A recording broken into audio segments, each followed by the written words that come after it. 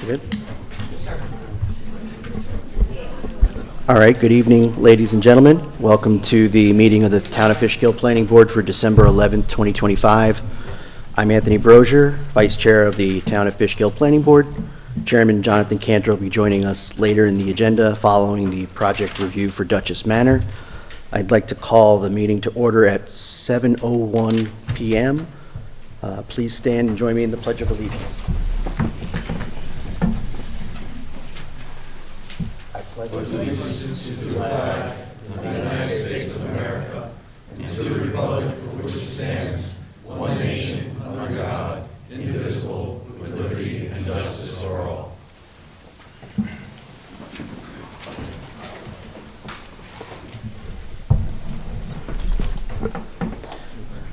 Before we get started, just a couple of items. With our chair, John Cantor, joining us later in the evening, I would like to appoint our alternate member, Kevin O'Connell, as a voting member up to the point in which Chairman Cantor arrives. And at the moment, Jody Lindberga is absent. I don't know if she's going to make it in tonight.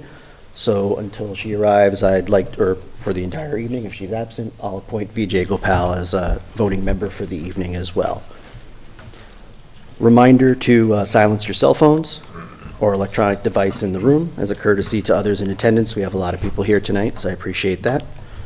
Kindly ask that everybody speak into the microphone so that folks in the room and at home can hear what we're all saying. If you're unable to hear me, please say so as well. Our first item on the agenda this evening is a request for extension of approval for Duchess Storage, Site Development Plan and Special Use Permit.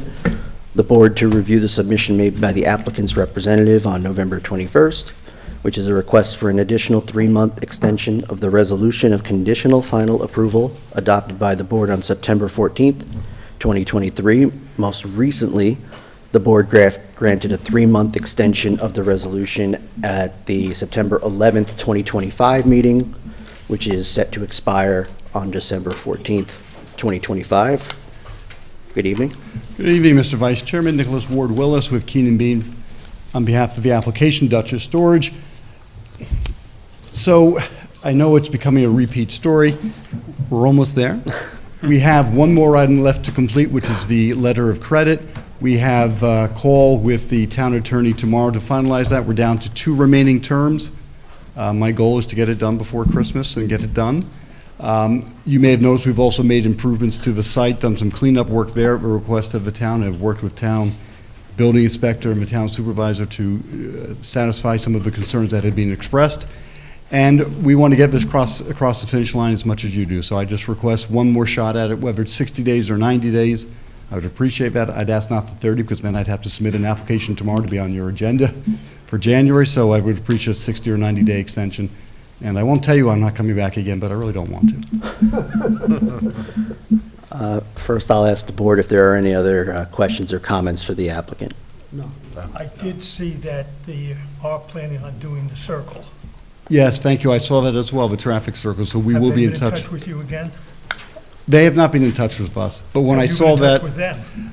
No, when I saw that last week, I did then reach out to our engineer and ask him to contact DOT, but we have not done that yet, to the best of my knowledge. Well, it's not planned for another year or so. Well, but we need to coordinate with them. Okay, with that, I'll ask our planning board attorney, Dominic Cordisco, for his recommendation. I believe 3-month extension would be in order. That's correct. That's what's provided for in the code, and that's what they've requested. Hopefully, they won't need that long. I'm sure Nick agrees with that, and, but nonetheless, that would be the appropriate action for the board to take at this time. Okay, thank you. So do I have a motion to grant a 3-month extension of the resolution of conditional final approval for Duchess Storage, Site Development Plan and Special Use Permit to March 14th, 2026? So moved. Bob moved it, and I heard Kevin second. Any discussion? All in favor, please say aye. Aye. Opposed? Abstained? Motion passes. Thank you for your courtesies and patience. Happy holidays. Happy holidays. Okay, next item on the agenda is a new submittal. It's Rombout Village, tennis court storage shed, site development plan amendment. Applicant seeks to amend the existing site development plan approval for the addition of a 12-foot by 24-foot storage shed on a pre-existing tennis court asphalt surface. The parcel for this proposal is at 129 Sterling Street, consisting of 16.833 acres in the RMF5 zoning district. Good evening. Good evening. I don't have much of a presentation here. We're just trying to put a storage shed up on an already paved piece of ground, and that's it. I thought it was a building department permit, so I wasn't very prepared here. All right, so with that, I'll ask the board members, are there any questions about what's being proposed here? No. Okay. It's a shed. Our planning board secretary, Debbie Colonna, has informed us the applicant has remitted the required application fee and has an existing escrow account with sufficient funds to cover the cost of the board consultant's review. I know this board has handled some proposed site development plan amendments in the past as like a minor modification. If the board determines that there's no significant impacts compared to the previously approved site plan, and that we could potentially, the chair could be authorized to sign a letter to file. I think the action that would be most appropriate tonight would be to refer to our consultants and for the January meeting to make that determination whether that would be the case moving forward. But with that, I'll ask Dominic Cordisco first for your thoughts on that. Yeah, I think that the referral should be made, and we'll process the application. Yeah. Since it is a new submittal, we do have the tradition of allowing informal comments from the public for the application, so I will ask if there's anybody in the room who wishes to speak to this particular application. Please raise your hand. Not seeing any hands. So with that, suggested action for this evening, do I have a motion to accept the application for Rombout Village tennis court storage shed? I'll just read it first. I have a storage shed, site development plan amendment, and refer it to our town engineer and town planning board attorney for their review and comment. And that was Fred? That was me. I'm always in a rush. That's all right. Always late, but always in And a rush. Felix, you're, I'll second it. okay. Any discussion? All in favor, please say aye. Aye. Opposed? Abstained? Motion carries. So at the January meeting, we'll continue our discussion on the project and go from there. Debbie has a package for you there. Nope, you're all good. You're welcome. Okay. Next item on the agenda for this evening, public hearing, Duchess Manor site redesign and restoration, site development plan and special use permit. The public hearing will be held tonight, December 11th, 2025, and continued on Thursday, January 8th, 2026, both at 7 p.m. or soon thereafter as possible. The application involves two properties, 6.63 acres located at 263 New York State Route 9D in the RB Restricted Business and Aquifer Protection Overlay zoning districts. And the other property is 5.63 acres located at 14 Chorus Lane in the R2A One Family Residence District and Aquifer Protection Overlay zoning districts. There are two approvals. One is the site development plan approval and special use permit approval to restore the existing Duchess Manor building and to renovate it for use as staff offices and a visitor center. Requested approval number 2, historic structures and site regulations, certificate of appropriateness, to alter the Duchess Manor, which is located on the National Register of Historic Places. So at this point, I will ask the board if I have a motion to open the public hearing. So moved. Felix moves it, and Kevin seconds. All in favor, please say aye. Aye. Opposed? All right, hearing is open. I also want to note, before I turn it over to the applicant, that the applicant team has provided a stenographer, reporter, I believe reporter is the correct term, for this evening, who will be capturing all the public hearing discussion so that the applicant can provide a formal submittal to this board addressing those comments received once the public hearing has concluded. So thank you for being here this evening. Good evening. Good evening. Glad to be back. So I'll give a very quick, I know this was in your packet, a quick overview, but Yeah, I know we noticed the have, slideshow had quite a few slides. Yes, so- I would encourage just, high level and any recent changes that may be worth bringing up. Obviously, we Sure. have a project review after we adjourn for this evening. correct. So I just wanted to go through a little bit of the arc of what's planned there and how it's changed. And then we did have some kind of content at the back, but we could always hold that for later, or not at all. Okay, so let's go quickly. So the proposed project at the site is to restore Duchess Manor into a visitor center and staff offices for Fjord Trail. This is the current building, which has been used for decades as an event space.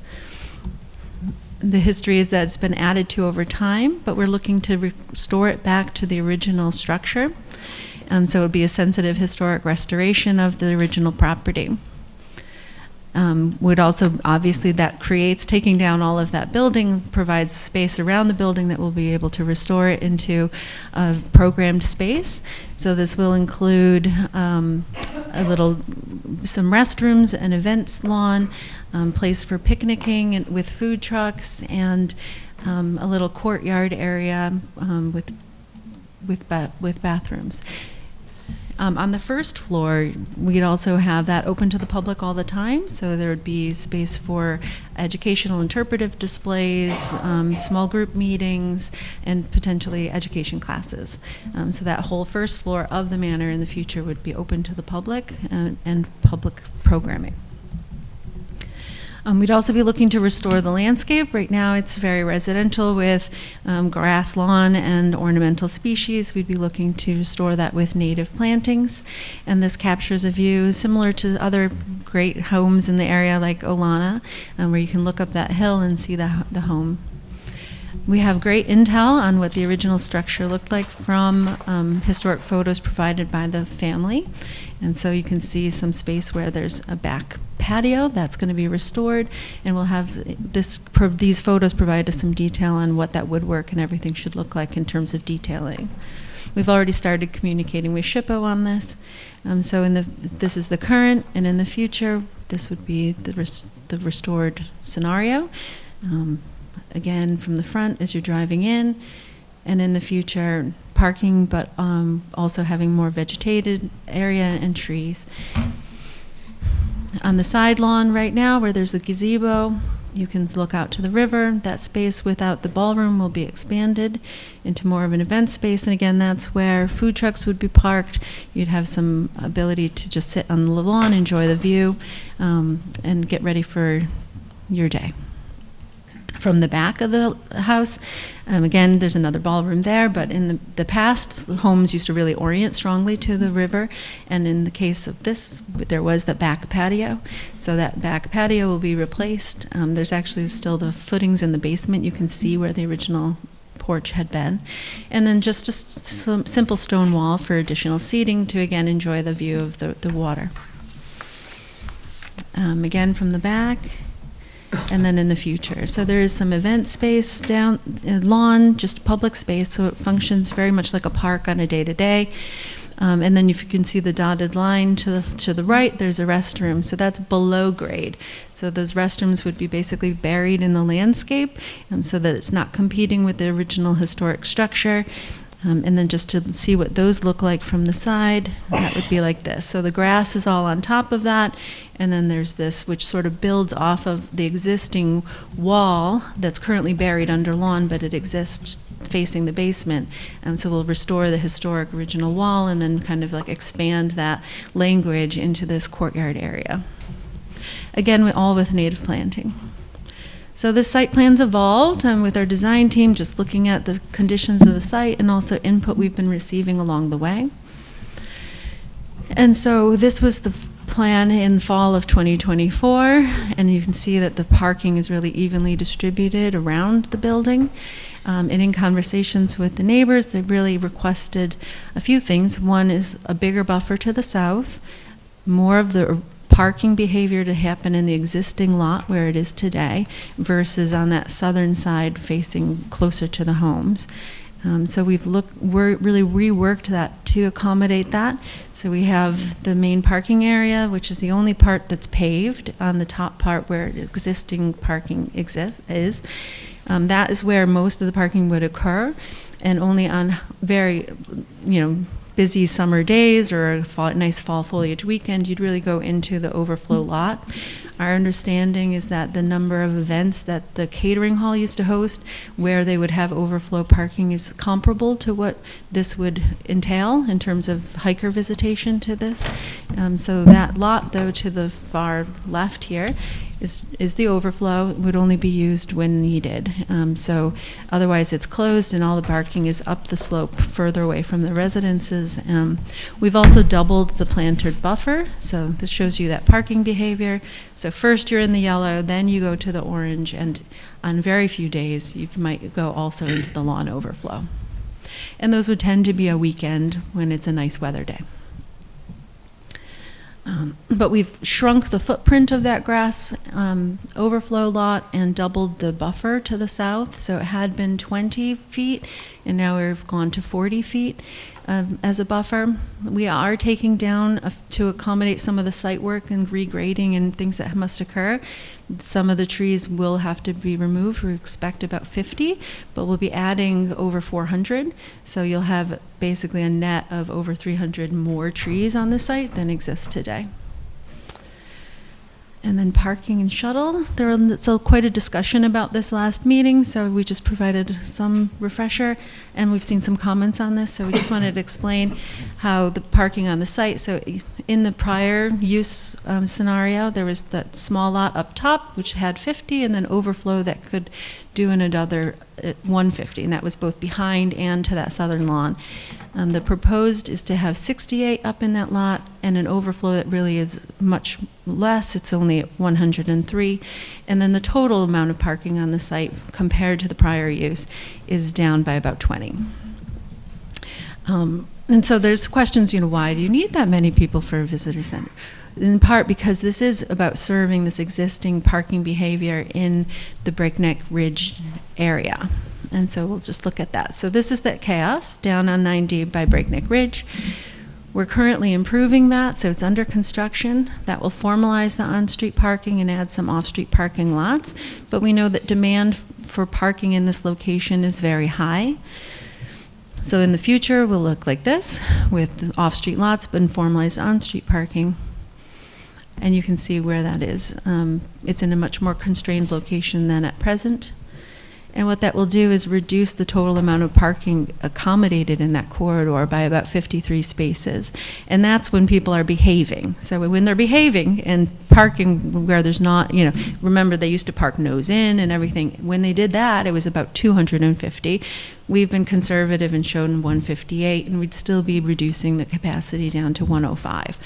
But we know from those days where it was about 250 and starting to come up the hill, and sometimes the neighbors have told me, asking if they can park in their lawn and walk down, that we know there's excess demand. So that extra hiking demand is what's using that overflow lot, and that gets connected using a shuttle. So we'd have a shuttle that would be just a Sprinter van, a single Sprinter van that would just go back and forth and back and forth. But that reduces the cars searching for parking and doing the same. So hopefully a net reduction in the sort of traffic in terms of parking sharks. So you'd have the shuttle at Duchess Manor, and you'd be able to get a ride down to Breakneck and back again. And in the future, as we know, this is related to a larger project. That environmental review is underway. And so, yes, in the future, there would be additional, people coming for the larger Fjord Trail project. And we have additional lots like the Wades Hill lot or a Notch lot to accommodate that additional. But the current proposal really is serving the people who are already coming to the Breakneck area, as well as our staff who will be parking in that lot, and people who are, we understand, just like to come to a visitor center, might be curious about the historic structure, so we've counted in that demand as well.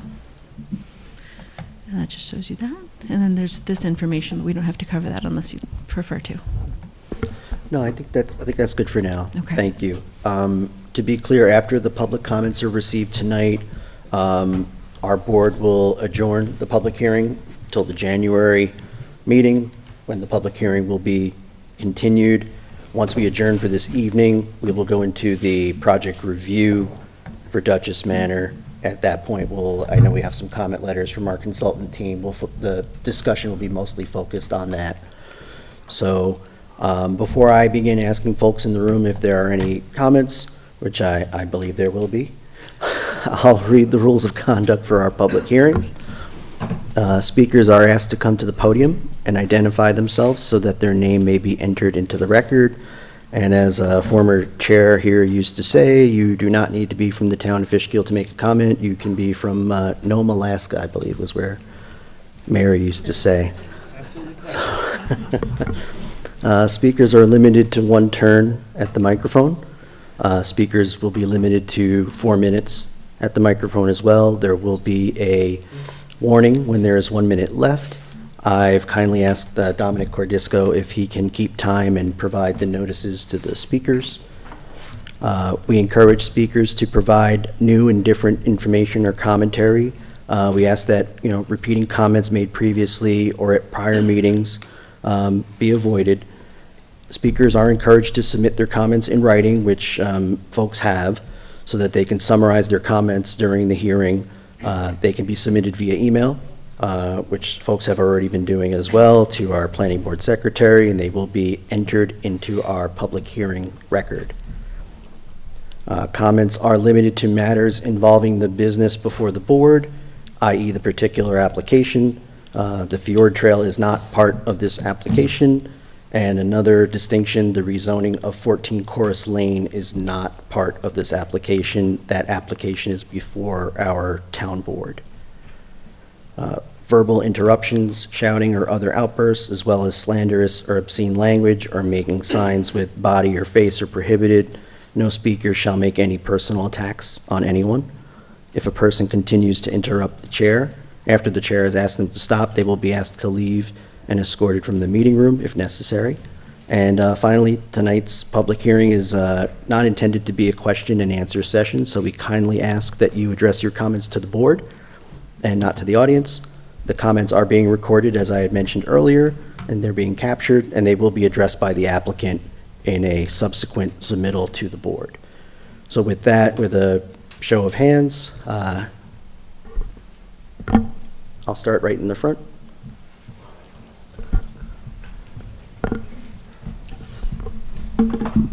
Good evening, thank you. Teresa Kraft Beacon. Hard to believe it's going on 3 years fighting this overbuild of the majestic Hudson River, Viewscape, and Mountain Ridge. Thank you for continuing to listen to the residents' concerns on this project. What tonight's slideshow did not show were the 100-plus people going in and out of there, similar to what we saw on the street by those cars. That's what you'll see. Again, I ask you to please hold off on any final decisions on the Duchess Manor application until after the DGEIS for the Fjords Trail is made public. To have Fjords transport vans going in and out of that driveway throughout the day makes for hazardous traffic patterns. No matter how the Hudson Highland Fjord Trail spins this build-out, it will lead to more traffic on 9D, overburden local infrastructure, and deteriorate the quality of life for all local residents in southern Dutchess County and Putnam County.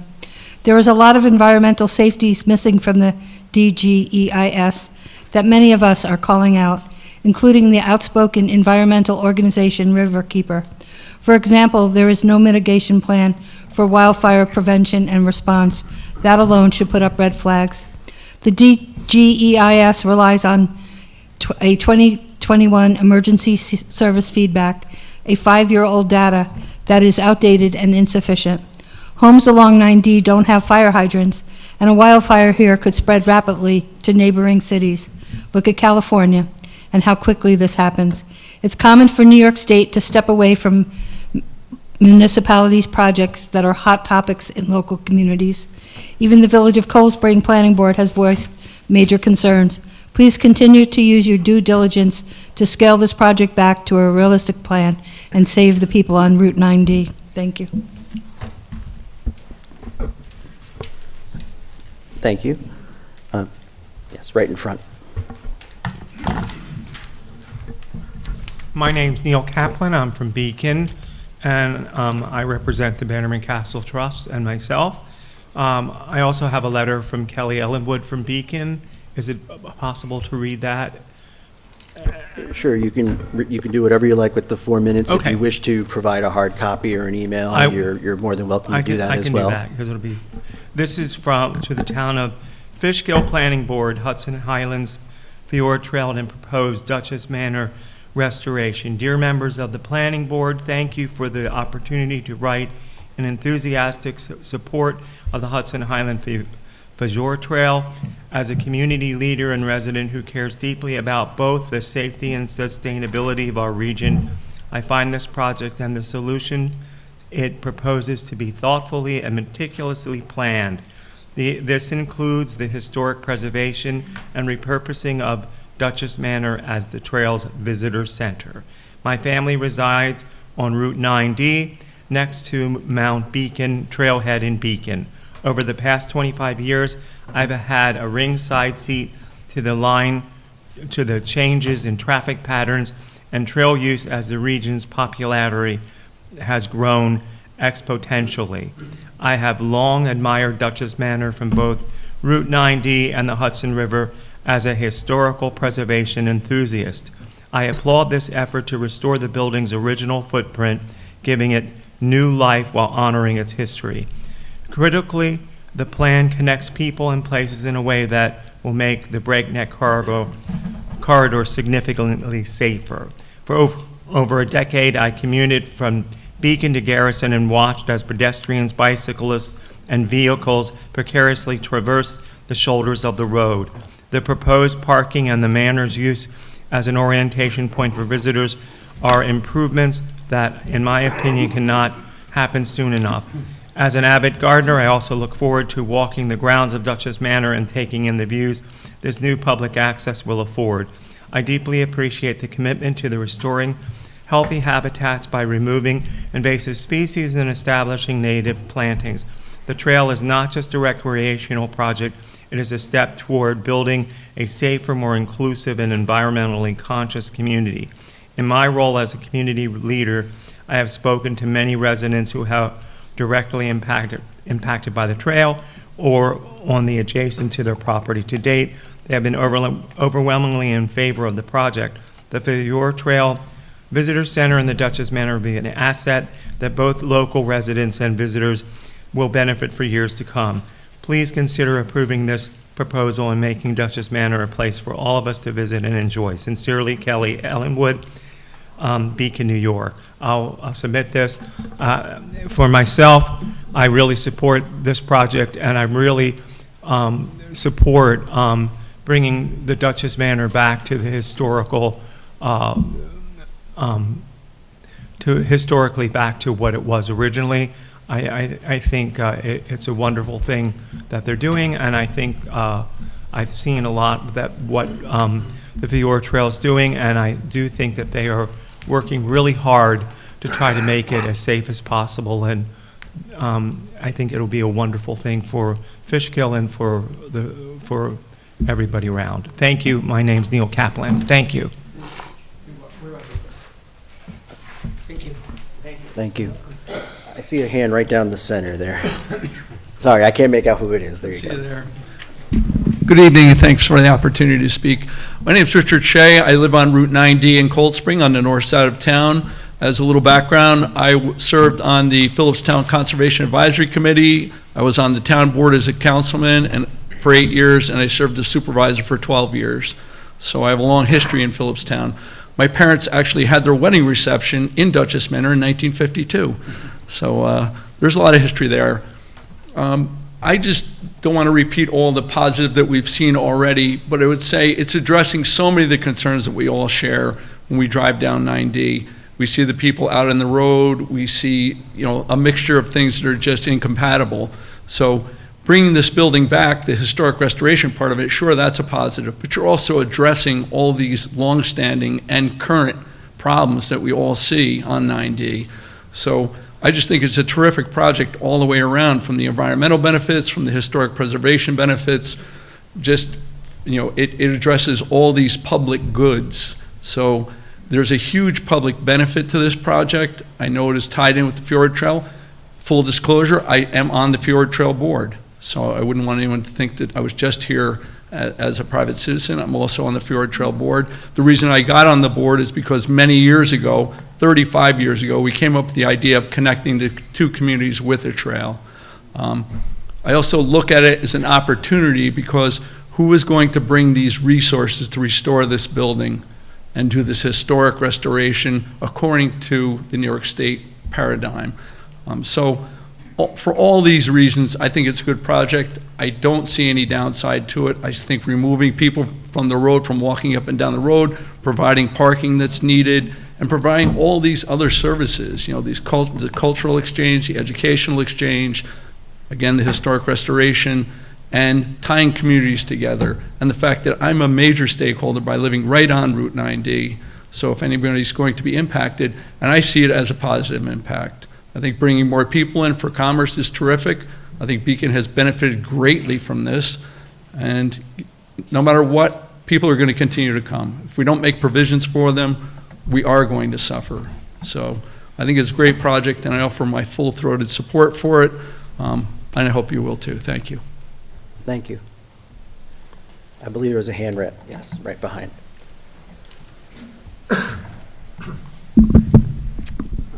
Thank you, members of the Planning Board, for tonight's ability to speak. My name is Erin Sein-Whitson, and I live at 233 Route 9D in Beacon, right next to the Duchess Manor. My comment focuses on the lack of demonstrated need for the proposed 181-space parking lot at Duchess Manor and 14 Corus Lane. This proposal would fundamentally alter a predominantly residential section of the corridor. While Duchess Manor itself is zoned RB, HHFT is proposing 181-space parking expansion, with most of those spaces placed on the currently residentially zoned property at 14 Corus Lane, immediately beside long-established homes. Embedding a commercial-scale parking lot inside a residential neighborhood is unprecedented and poses serious concerns for those of us who live in this area. The numbers do not support HHFT's justification. Breakneck Trailhead parking is only losing 53 spaces, yet HHFT proposes an offset of 181 at Duchess Manor. Additionally, in this presentation, they don't clearly state that there's 2 additional parking lots. It was referenced, but it's not marked in the presentation. Wade Lot is going to be 90 spaces and is south of the manor and very close to Breakneck parking. Notch Lot is 0.8 miles north of the manor and will have 80 spaces and will be on the shuttle loop. These 2 lots alone more than replace the 53 lost spaces. They create a net gain of 97 without the manor. Adding the proposed 180 spaces brings the corridor to 278 new parking spots, a 156% increase. That's a total of roughly 450 spaces. Even as HFT's own consultant projections state a 1% increase in traffic. There is no proportional basis for this expansion. National Park Surface Transportation research shows that adding parking does not relieve congestion. It can actually increase demand because easier vehicle access encourages more visitors to arrive by car. Across multiple NPS parks, the pattern is consistent. Parking supply shapes visitor behavior, and when more parking is added at popular destinations, vehicle visitation rises to meet or exceed that new capacity rather than ease congestion. For these reasons, the Duchess Manor proposal is not a safety solution. It is an attraction generator that will increase traffic and crowding. It also conflicts with the Town of Fishkill Comprehensive Plan, which calls for improving circulation and reducing congestion. A reasonable compromise exists. Reduce the parking footprint, keep it closer to the Duchess Manor without extending it into 14 Corus Lane.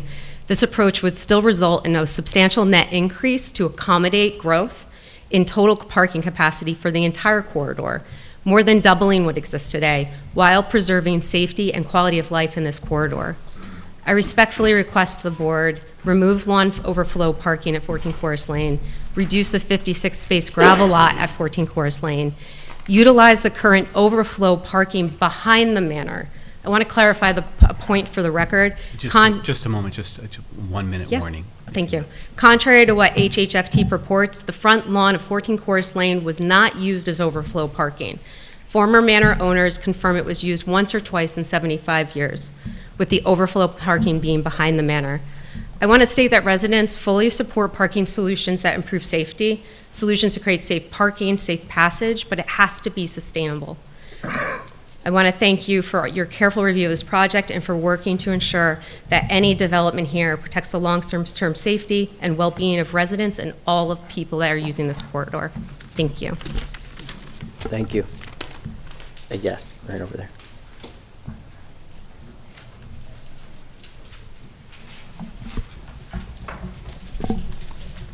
Hello, Sue Wavata, Beacon.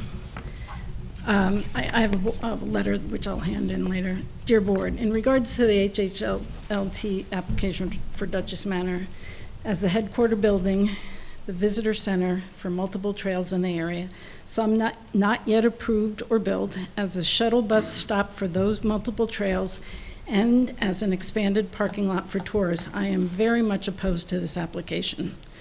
HHLT has an extensive plan for additional parking along Route 90 to add even more, to a valued historical site and to impinge on next-door neighbors' property values and quality of life is upsetting. As a local Beacon resident, it is frightening that my most important asset, my house, could be impacted as these neighbors feel. To make Duchess Manor a visitor center for local trails is basically making it a bathroom stop for tourists. As a state and national park user, I'm a user of visitor centers and can vouch to you that bathrooms will be the destination, especially after hours in cars or on trails. Finally, I'm very concerned with the shuttle bus idea. I fear that people will not wait 10 to 15 minutes for a bus to take them to the Notch, to Breakneck, to the Cornish Estate, to Little Stony Point. They will walk on Route 9D through the woods and in people's yards. This will be dangerous. I regularly see people walking along Route 9D from Cornishes to Little Stony Point. I don't believe a fully developed life safety plan has been developed by HHLT, and the police jurisdictions and responsibilities are unclear. Again, I'm opposed to the application as it stands. I also respectfully ask that you hold off on a decision until the final environmental impact statement for the Ford Trail is made public, as while unspoken, it is very much related. Thank you. Thank you.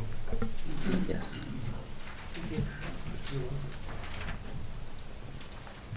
Good evening, Russ O'Malley, 142 Old Route 9, Fishkill.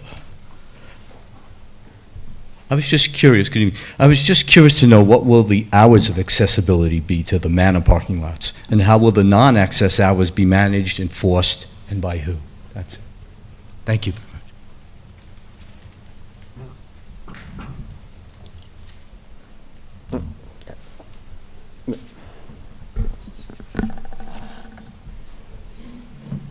Thank you very much.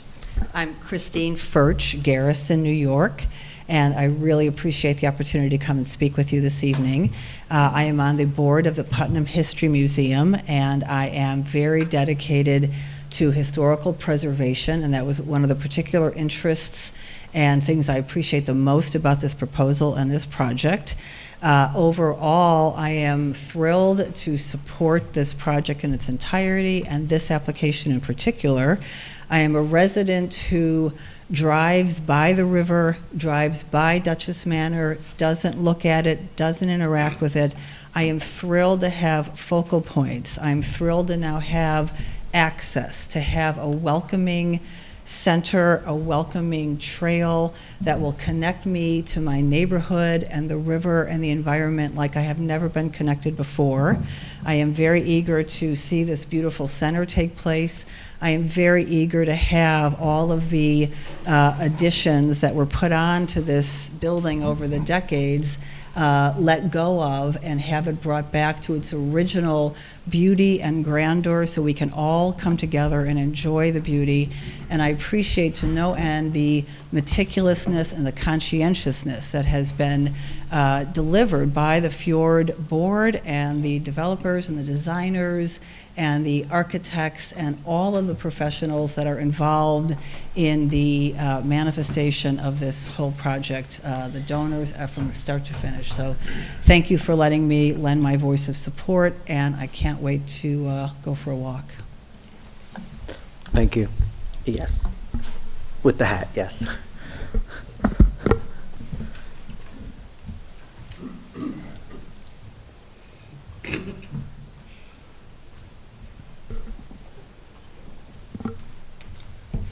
Hi.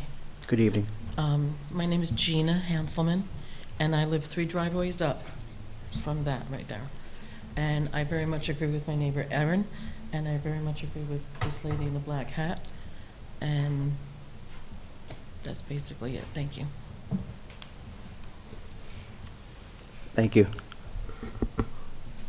Yes, I believe just next to the woman who spoke.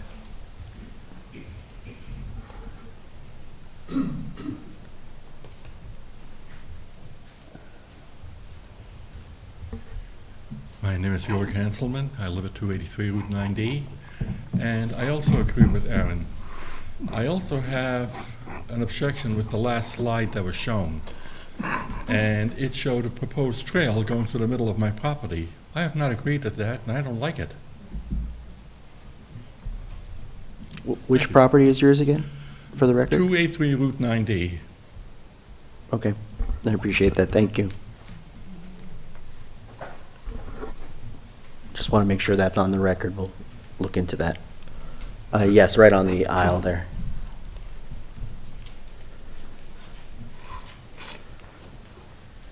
I'm Grace Kennedy. I'm with the group Protect the Highlands, and I also live on 9D in Phillipstown. I'd like to read a letter from the attorney representing us, if I may. His name is Philip Gitlin. Dear members of the Planning Board, this form represents Protect the Highlands, whose members include residents within close proximity to the Duchess Manor property referenced above.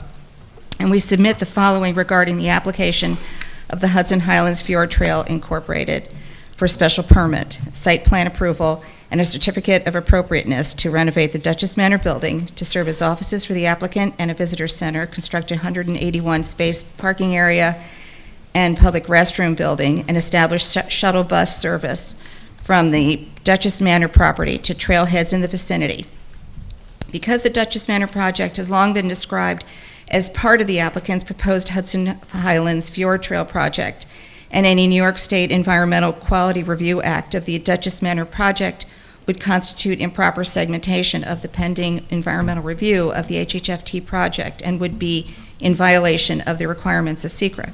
The SECRA implementing regulations promulgated by the New York State Department of Environmental Conservation provide actions commonly consist of a set of activities or steps. The entire set of activities or steps must be considered an action, whether the agency decision-making relates to the action as a whole or to only part of it.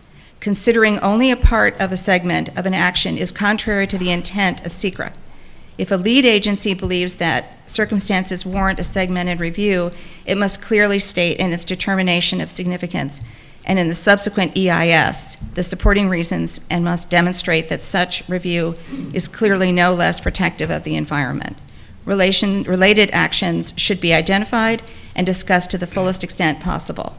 In this case, the applicant has clearly described the Duchess Manor project as an integral and essential part of the HAT project on its own website, describing the Duchess Manor project as the visitor center at Duchess Manor. The historic location known as Duchess Manor would provide will be the Hudson Highlands Fjord Trails headquarters with a visitor center, restrooms, and public programming. The location almost exactly at the midpoint of the trail's 7.5-mile route with the visitor center will be an orienting hub for visitors, help draw them north of the more heavily trafficked areas, and provide the trail's largest parking lot. HHFD commissioned a historical property report to understand the property's past and a reuse study to determine next steps for restoring building and repurposing it in ways that honor the Hudson Valley landmark. Enclosed with this letter are additional descriptions of the applicant, by the applicant, of how the Duchess Manor project is an integral part of the HHFD project. That would be a 1-minute warning, ma'am. Okay, thank you.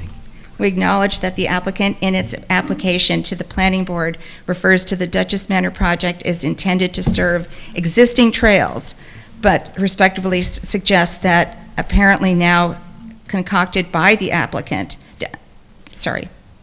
but respectively suggest that description is clearly at odds with what the applicant has said many times previously, and is apparently now concocted by the applicant in an attempt to improperly segment review of the Duchess Manor project from the HHFT project environmental review being undertaken by the New York State Office of Parks, Recreation, Historic Preservation, and as lead agency under SECRA. Very truly yours, Philip H. Gitlin.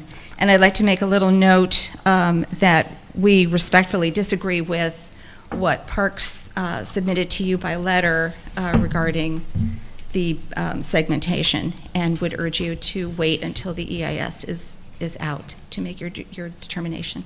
Thank you. Thank you very much. Thank you. Show of hands, anybody else? Yep. You're going to have to identify yourself. for the Yeah, record. I'm there. Members of the board, thanks for the opportunity to speak. My name is Bob Lacola. I'm a former supervisor in the town of Fishkill and also sat at this dais on the planning board for several years, so thank you for what you do. I was in office when this project hit this iteration, when the Hudson Valley Greenway granted money to Fishkill and Cold Spring to help public and private partners work together on the opportunities and the challenges that this corridor presents. And after reviewing this applicant's latest submission, I want to focus on what this project truly represents for our community. Duchess Manor is one of the most iconic properties in our town. Its restoration, funded and carried out not by taxpayers, but by a private nonprofit, is an opportunity we rarely see. A private entity is stepping in to build, maintain, and pay for public amenities that support one of the most heavily visited hiking destinations in the Hudson Valley. That alone should prompt us to consider the long-term public benefit. Is that me? Not sure. We've all heard concerns about the effects of increased recreation, but what we've actually lived with, the haphazard parking on 9D, unsafe pedestrian conditions, and a complete lack of facilities for thousands of existing hikers, is simply not sustainable. The proposed visitor center, restrooms, safe parking, and shuttle service address these existing problems. This isn't about creating new demand, it's about responsibly managing the demand that's already here, and fits into the broader long-term plan of the trail. At a time when so many people feel disconnected, stuck on their phones, glued to social media, and further away from the outdoors, this project offers a chance for residents and visitors to reconnect with nature in a safer, more thoughtful, and more accessible way. The team's focus on native landscaping, historic preservation, and scenic stewardship directly reflects the values laid out in our comprehensive plan.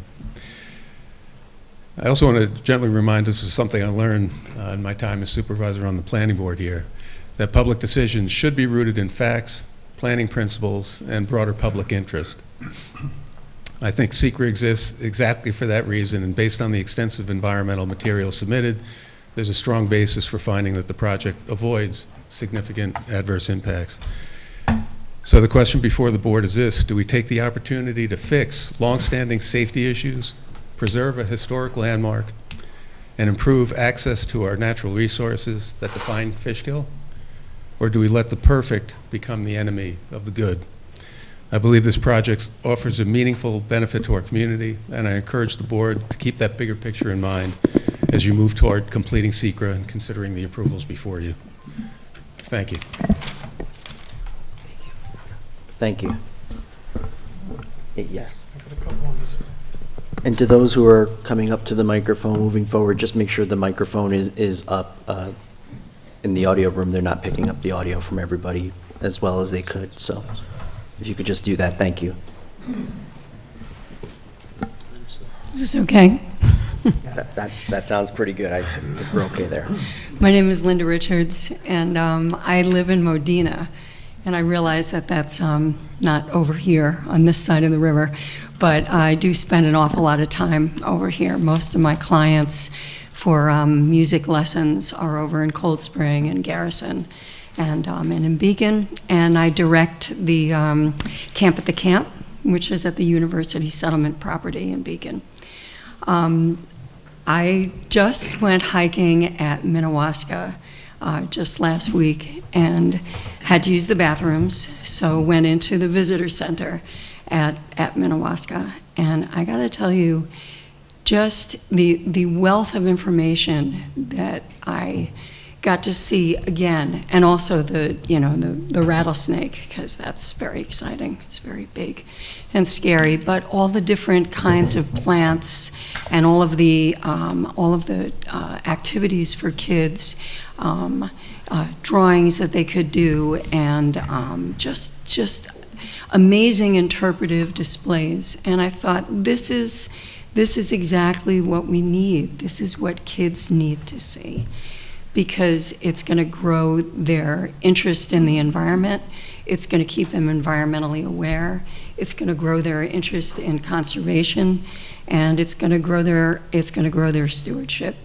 In this camp that I run over in Beacon, that's a really big part of what we do. And I think the trail is a great idea. I think that the visitor center could be wonderful. All that information is just going to grow more thoughtful leaders. And that's all. Thank you. Yes. Yeah, lady, yeah. Oh. We'll get to everybody. Thank you, members. Just might want to bring the microphone down. Down? Is that better? Better, Okay. thank you. Thank you, members of the Planning Board, for allowing me to speak. My name is Georgia Whitson. My maiden name was Chorus. I'm 76 years old, and I have lived on the Duchess Manor property for 76 years.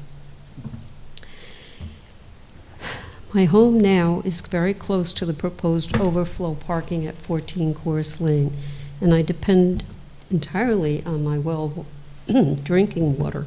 After having open heart surgery, I am much more vulnerable to chemicals and environmental exposures. I have been extremely careful about what I put in my body, including water I drink every single day. What worries me most in this proposal is the use of the herbicides.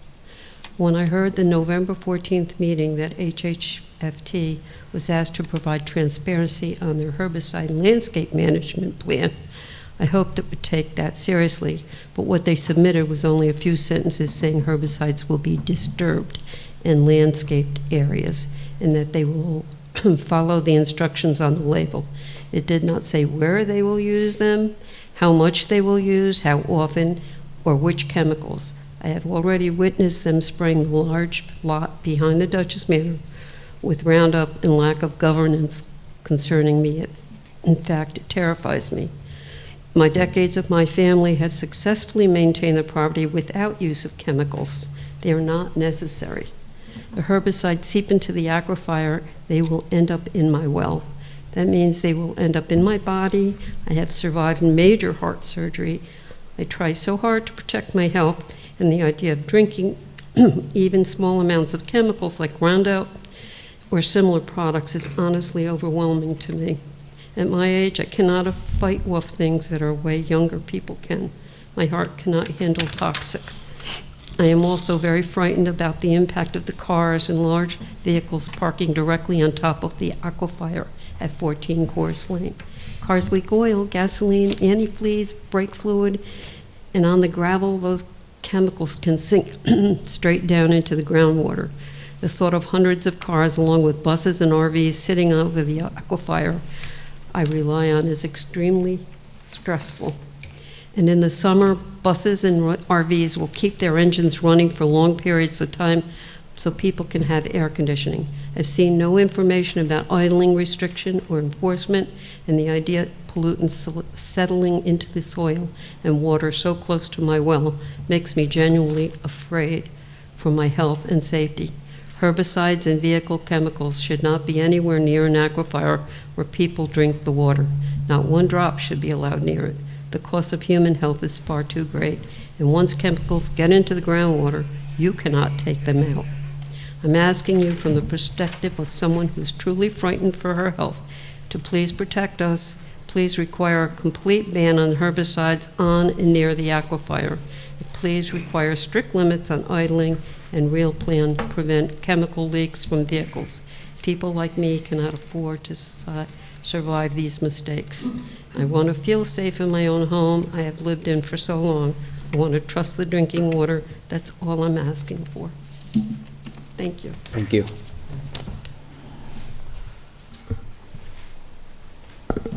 Yes. I'm just like pointing to people, hoping they realize I'm referring to them. Hi, thank you for letting me speak. My name is Tina Seeger, and I live 3/10 of a mile north of Duchess Manor. My land adjoins the state park, and here are 3 specific concerns I have. 1, I'm against the cutting of the tall evergreens in front of Duchess Manor. Replacing with small deciduous trees means waiting 30 or more years for them to reach significant height. Additionally, in winter, the non-evergreens do not create the sound barrier, visual barrier, nor beautification that the large evergreens already offer.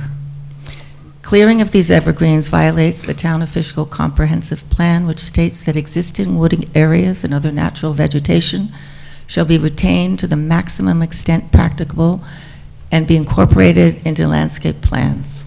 Replacing the trees fails to meet both the intent and also the letter 150-39-2.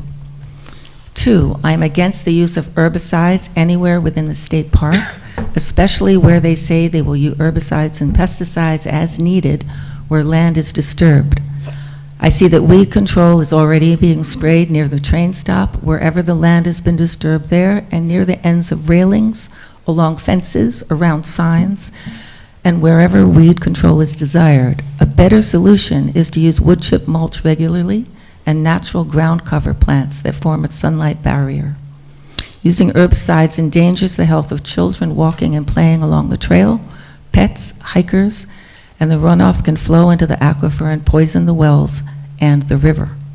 3, the number of parking spaces for hikers should be determined after the trail plan is finalized, not before. The number of trail users planned for should not be determined by the number of spaces constructed.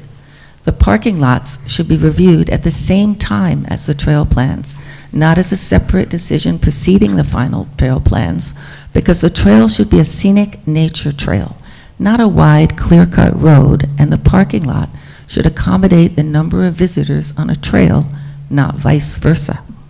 I'm against the clearing of over 60 mature trees for the Duchess Manor visitor parking lot and fjord hiking trail. Thank you. Thank you.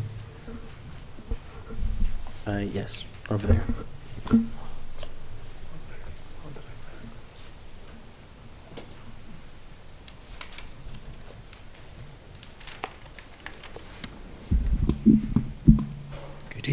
Excuse me.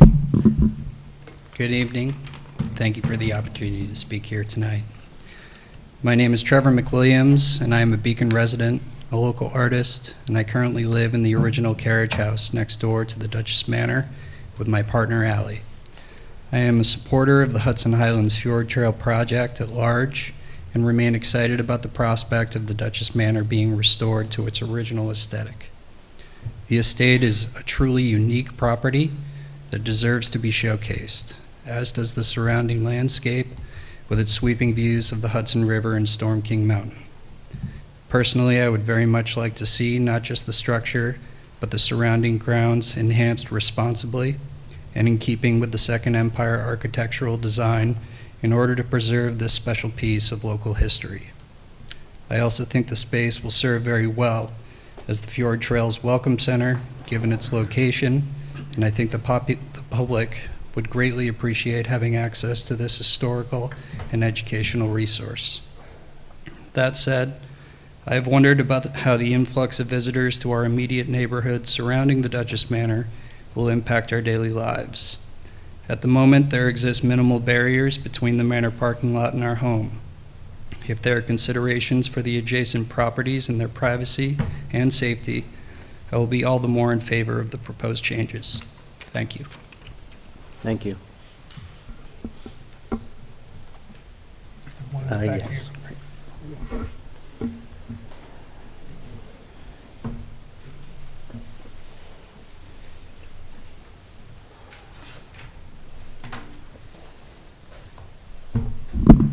Good evening. Good evening. And thank you, first of all, for taking on the responsibility to be stewards of this planning process in our region. It's important work. My name is Karen Frillman, as a resident of Fishkill who lives on Melsinger Reservoir Road off Route 9D. You all are deciding on an issue that will directly impact my life and the lives of many, including the visitors who are coming to this area to have a brush with nature. And for this reason, I'm asking you to think hard about adding more vehicle parking to what is becoming an ever denser stretch of road, and to deny this request for the additional parking lot for the following reasons. Since when does adding more people to a hike, a walk, a chance to experience the beauty of nature enhance that experience?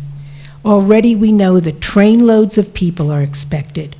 Parking spots are being prepared along Route 9D in lots and also on the side of the road. This is a massive increase in numbers of people on what is a narrow stretch of land between the river and the mountain. Why the push for more, more, more? We know that in popular national parks like Yosemite in California, there's been a successful effort to limit the number of visitors in order to allow the people who are there to have a positive experience and to protect the environment. Access to hiking trails there is based on a lottery system. To get up into nature, it's a limited number of people so that the trails are not overrun.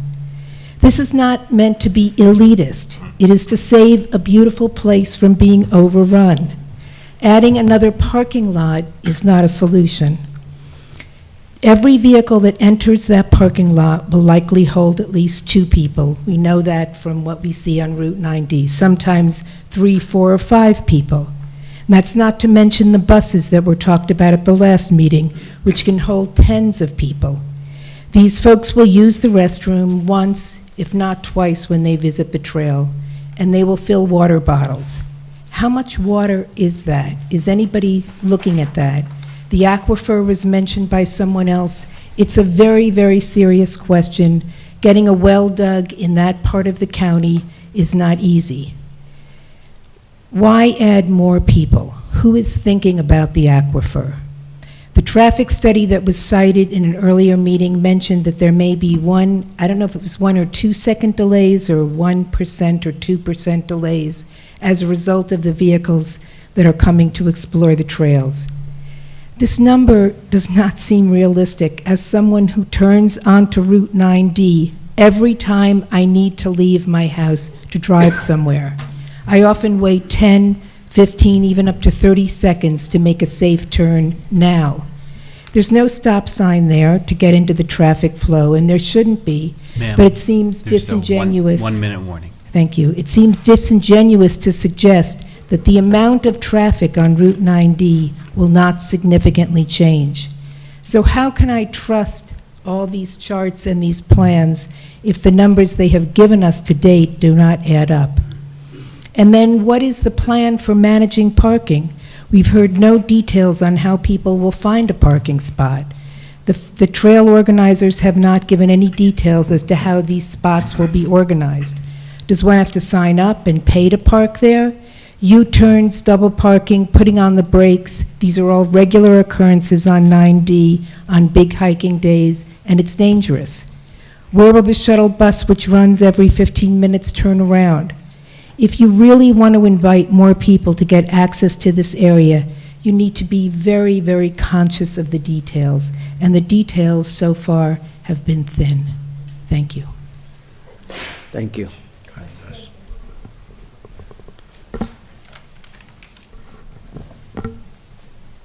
Show, yes, in the back there.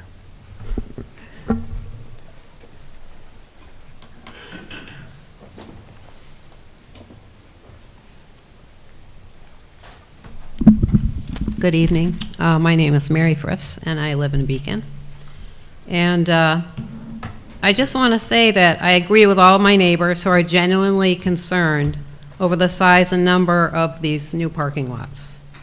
I have attended numerous events at Duchess Manor over the years, graduation parties, weddings, and the existing parking was perfectly adequate. I have no problem with renovating Duchess Manor, but there really is no good reason for expanding the existing parking unless you want to attract a great many more tourists to this residential area. It simply encourages more people to bring more cars. Nobody wants that. Both Beacon and Cold Spring are mobbed on weekends. The last thing we need is to encourage more tourism by building ever more parking lots. If the existing parking spaces work for a busy catering facility, then there's no reason why they can't work for a hiking trail. Thank you. Thank you.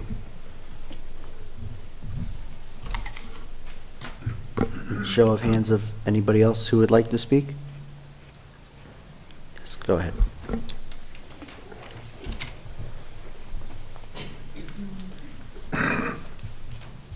Members of the planning board, I'm Ray Shinnick. If you would mind just pulling the microphone up, appreciate it. I'm Ray Shinnick from Beacon, New York.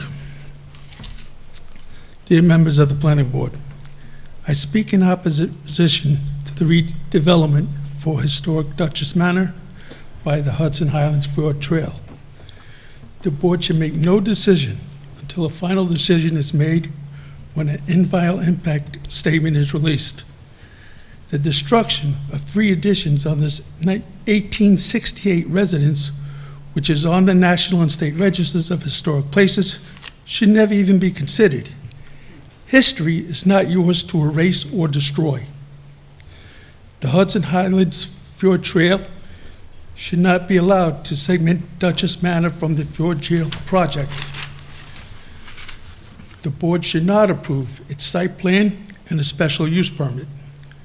The board should deny approval to rezone 14 Course Lane.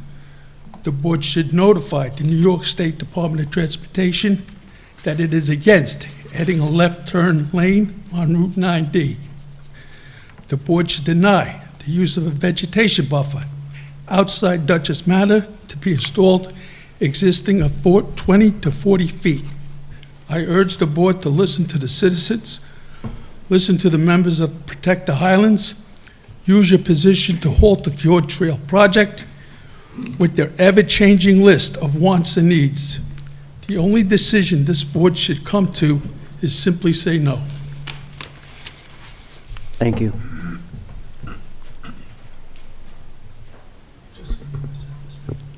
Show of hands of anybody else who would like to speak this evening? And just a reminder, this hearing will be continued in January, so if anybody here wishes to speak then, they'll have the opportunity then as well. Any hands on? No? No hands on this. Okay. All right. Mr. Vice Chair, just to remember, to remind everybody that the date of that meeting would be January 8th. I'm sorry? The date of the continued public hearing will be January 8th. Correct. Oh, I misspoke. Sorry. No, it's okay. Oh, okay. But with that said, I'm gonna, since there are no more comments from those here in the audience, I will ask if there is a motion to adjourn the Dutchess Manor public hearing to the January 8th, 2026 Planning Board meeting at 7 PM or as soon thereafter as possible. I hear Kevin. I did it again. So moved. So moved. I'll second that, but I'll also encourage everybody who spoke tonight and anybody who has any comments or questions, that they should also submit it in writing. I think that's very important, especially for the board. We get every letter that you submit, and we read them all, and we take them into consideration, and they means a lot to us to get that public comment. Whether you're for something or opposed to something, or whether you have suggestions, whatever it is, it's important to us and it helps us in our review of the project. So please, make sure you send it to us also, please. Thank you. And I second that motion. Yes. Yeah, I appreciate everybody's thoughtful comments to date and also this evening as well. So we have a motion, we have a second. All in favor, please say aye. Aye. Opposed? Motion carries. Yes. A 5-minute break? Yeah. Just a few minutes break. Yeah, we'll take a 5-minute break before we move into the project review for Dutchess Manor. Thank you. We'll return at 8:15 PM.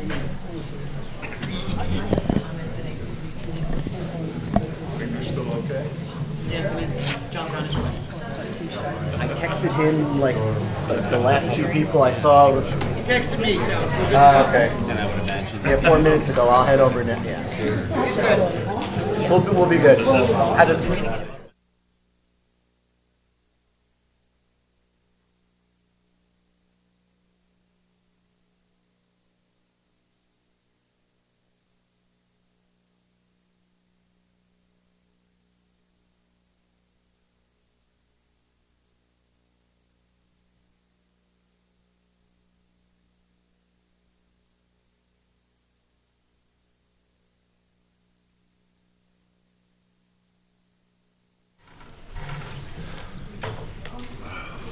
When you're ready, sir.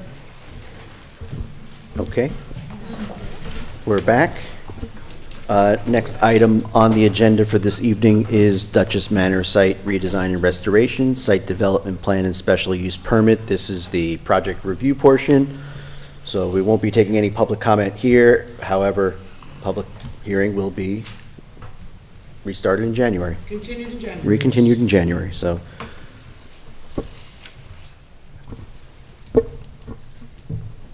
Yes.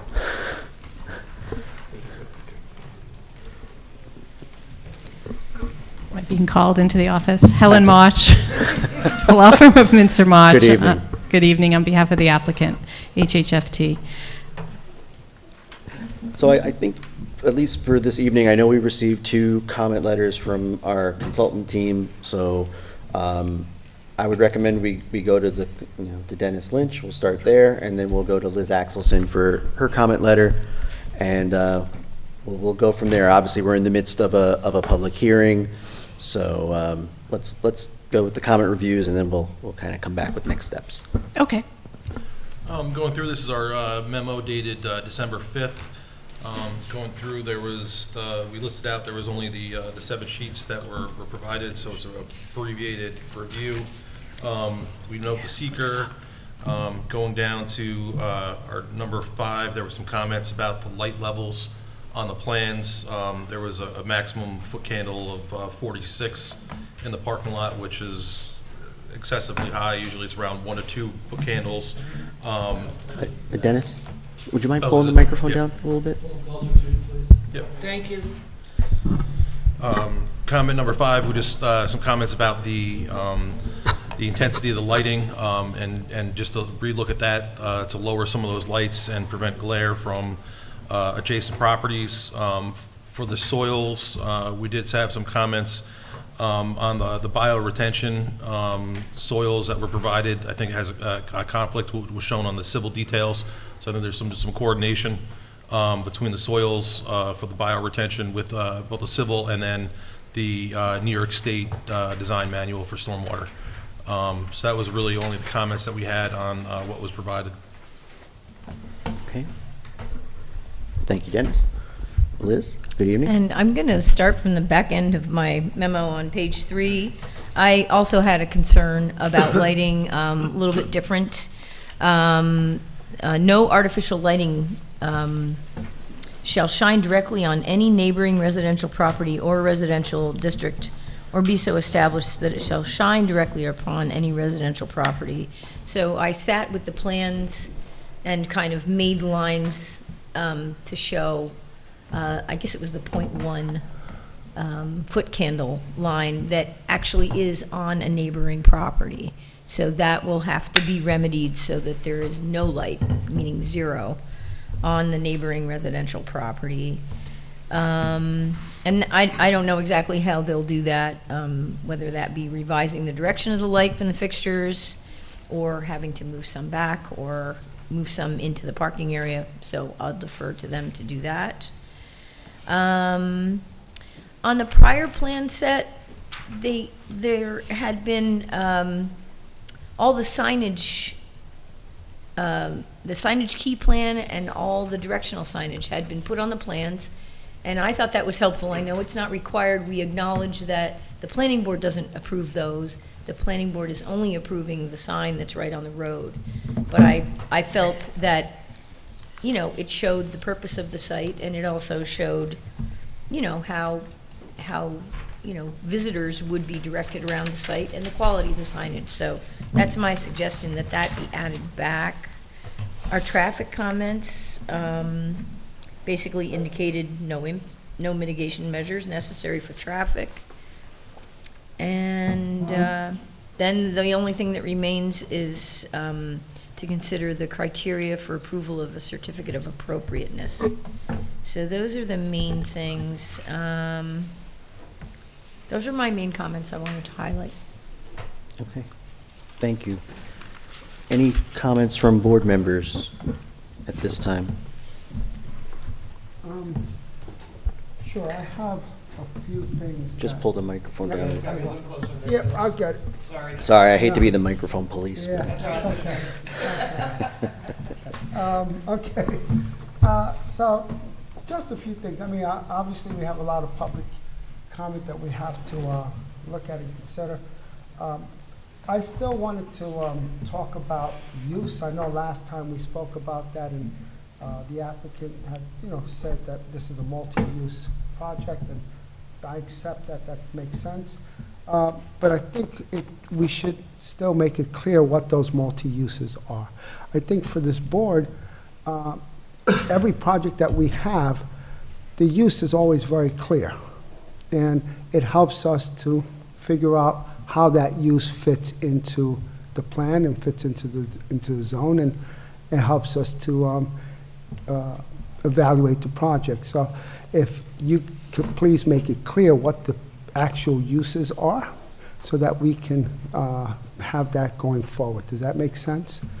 It does, and we heard you last time, and we tried to do that in our submission letter. I did see that, and okay. Yeah, but I think, yeah. So the uses. Yes. Yeah. Go ahead. You were saying? Right. The uses are a visitor center, and with a restroom and parking. Okay. So those are the uses. And of course, the staff. And HHFT offices, right, yes. Excuse me, yes. And those are the two uses that I saw also. Are there any additional uses that you're considering, or those are the two main uses? Those are the... It's within the structure, yes. So it would be the main floor being for the visitor center. Yep. Could have school classrooms, that sort of Which thing. is Just great, your normal yes. visitor center activities. Top 2 floors would be for staff offices. 14 chorus remains as staff offices as Right. well. Okay. And so then there's different program areas within the site. We could annotate those as well, so where you know where there's, you know, like potential outdoor classroom, potential, you know, picnicking areas. I don't know how much of Yeah, that no, that's- program yeah, for yeah, the okay. recreation uses.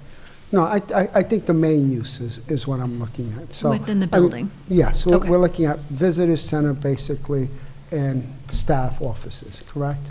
Okay, okay. And talking about the parking, how is that going to be done? Is it going to be free parking? Is it going to be paid parking? And how's it going to be monitored? That's a question. And I know Fred came up with something like, how about when you have that late hiker that gets there late, will the lot be closed at a certain point? Or these are like little details that I think are important. So we're just really evaluating and selecting our parking technologies, but the concept would be like a little sensor on the driveway that can count when something goes in and when something comes out, and it's programmed to know the total number of spaces. And so then we'll have an ability, and it might sync to an app that you could have on your phone. If you're coming to the area and you know you want to park, it'll say lot, capacity or no capacity, like you'll know you'll need to go somewhere else. And then for the overflow lot, we've talked about that would have a gate, and so you would only use that and open that up for people to use, so you're really keeping people curtailed to that upper lot until it's a very busy Saturday that's beautiful and people we need to use some of that overflow parking space capacity. But it won't be a paid parking lot. It'll be a free. We are looking, we don't know how that would all be structured, but paying for parking, and that could be done through an online app or a pay station. So you'll just drive in, do your thing. You could pay by your license plate and then kind of go about your business, or there's a pay station. We don't know that, we're still working out whether we'll have free parking days. You might have a busy weekend priced higher as a way of trying to reduce the visitation. So that's one of the visitation management tools that we have at our disposal. You ready for mine? Yes. How are you paying for the shuttle? That's somewhat subsidized by the parking, is it not? So we are paying for the shuttle. Because I can see people want to go down to Cold Spring, they pick up the shuttle. Instead of paying for the train to go down, they can just get on your shuttle if it's not being paid for. So I don't know. Hopefully our pricing is, I think we're a little maybe higher than a Metro North kind of parking area for that type of behavior, but certainly we do want to facilitate people moving through the corridor, and if they're not walking on 9D and taking our shuttle, that's all fine with us. Yeah, because I'd rather see them take the shuttle than walking on 9D. Us too. That's yes. one of the objectives that we were talking about. Right. Agreed. Have you considered, or are you in the process of considering a reservation system in conjunction with some kind of an app so that people can reserve parking that might fill up the app? Yeah, that's in. That's kind of what's happening in the Adirondacks now. Yes, and we've been watching those models. So the parking system we have is compatible with that. So if the conditions dictated that we should kind of move towards that model, the software that we're using would allow for that. So typically with visitor management, you want to kind of see what the behavior is first and then figure out what tools to apply versus just throwing all the tools out there and not necessarily sure if you need them or not. You can always add it up later. Can add it in later.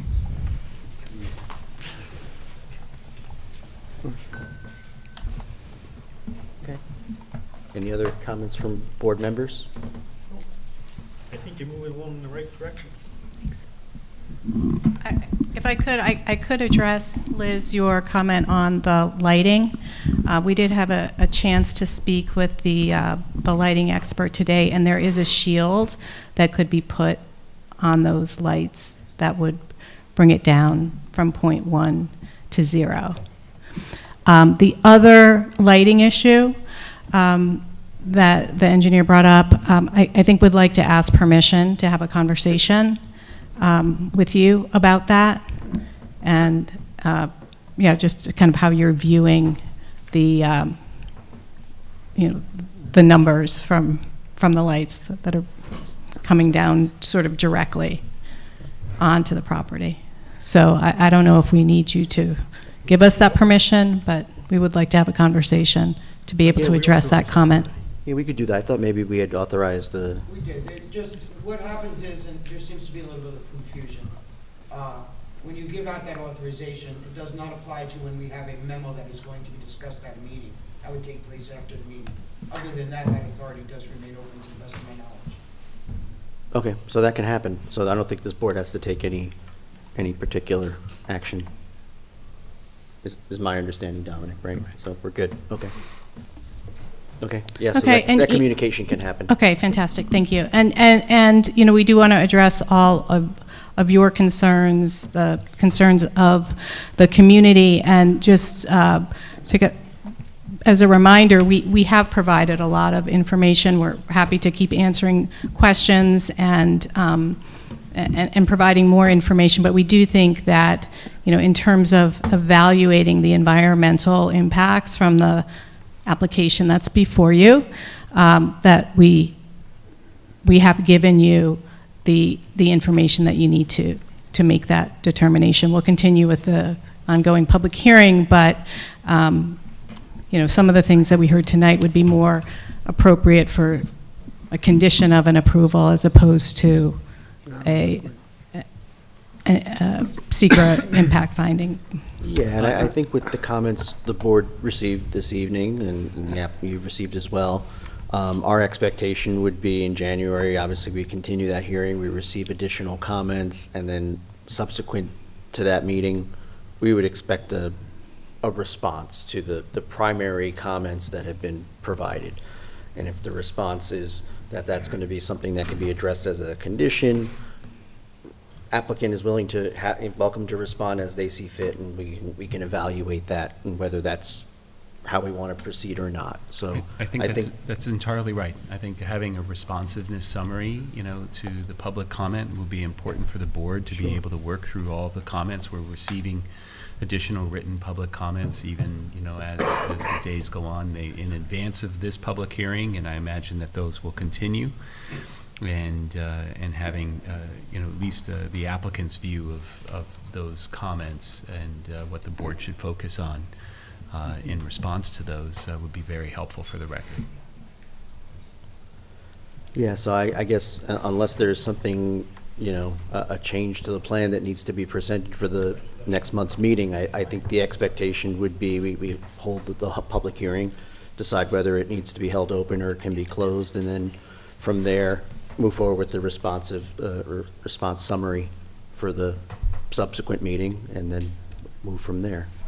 That would be, I think, the next steps forward. So I don't think this board, at this point, we've gone through the review letters, we've taken some comments, obviously, from the public and from the board, so I don't think there's any additional actions that we would take on this item this evening.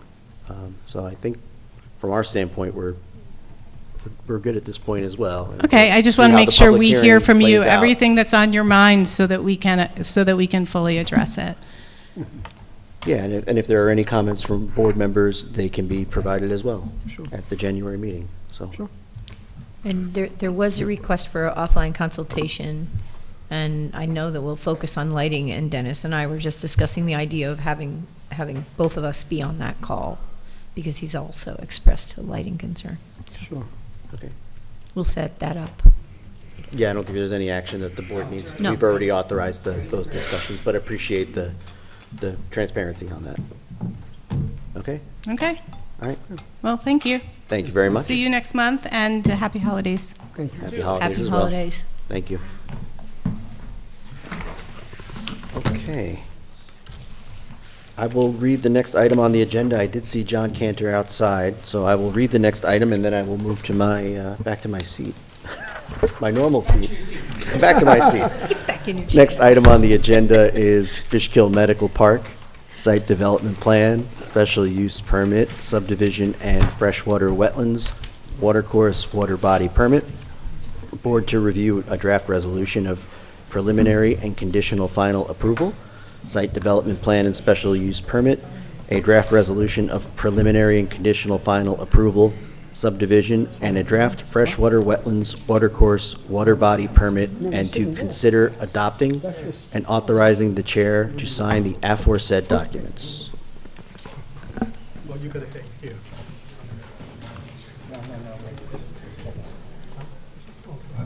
I am not John Cantor, so I'm going to move. Well, thank you, Mr. Interim Chairman and Mr. Chairman. If, now that I am taking over as chair, what I would like to suggest is that we take like a 3-minute break, just so I can get myself oriented to what's going on. Absolutely. Sure. All right? Thank you. Okay, so 3 minutes. See you, John. How you feeling? Remind me when 3 minutes is up. Sorry about that, John. You were waiting too long, right? About 10 minutes. Oh. Okay, not too bad. Oh.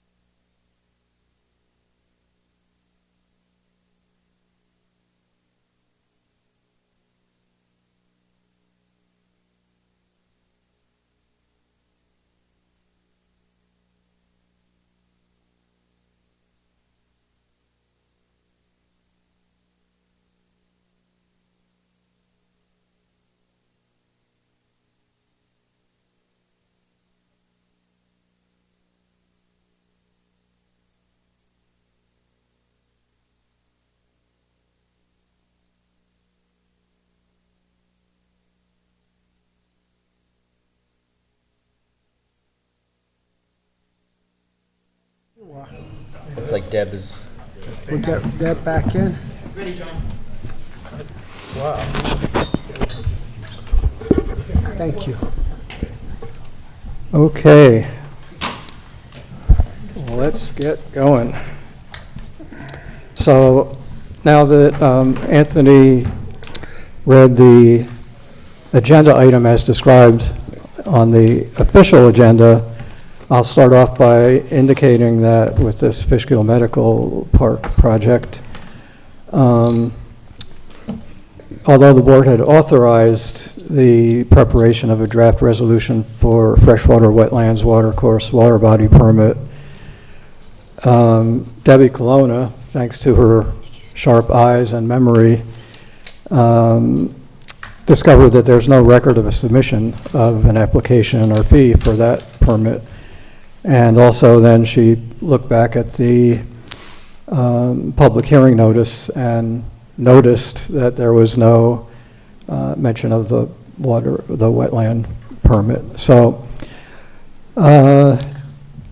without getting into a lot of more details, and we can ask Debbie to expand to any degree you would like, but we've been advised by the planning board attorney that the board should go ahead and review and act on the other resolutions for site development plan, special permit, and the one for subdivision, but to hold off on the one for the wetland permit until such time as a proper application and fee are submitted and a public hearing notice for that is issued.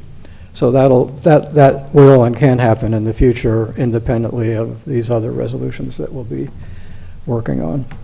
So with that, I'll just ask you guys, welcome back again. If you've had a chance to review the draft resolutions and if you have any questions on them, and then we'll get to each one of them. We did. Thank you for transmitting those in advance of the meeting. We had just one question and one comment. On page, I believe it is page 6. Is this for the site development I'm sorry, plan? yeah, this conditional and final site development plan and special use permit. Mm-hmm. Under paragraph 9, both the question and comment are in the same. Under B, it indicates a SWIP permit from the DEC, but as the town of Fishkill is an MS4, you hold the permit and would be reviewing the SWIP. We wouldn't be submitting that to the DEC, is our understanding. I mean, but that would be gaining coverage under the DEC's general permit. Okay. So that was the intent there, I believe. I mean, And that's why we said that was a question. We thought maybe it was word choice, but we wanted to clarify. And then under D, we would just ask if you could add to the end as may be needed. As I believe we've indicated prior, our sewer connection is going to be we're working on a sewer contract with the village of Fishkill. So while the town's engineers, I'm sure, would be approving connections in that process, I don't believe the town board would actually have to approve the sewer in that situation. So I just wanted to clarify that. And that was it on both resolutions. could you repeat that last one? Because I was making the change to 9B. Oh, fair enough. I apologize for rushing ahead. Under D, we just asked to add as may be needed. As needed.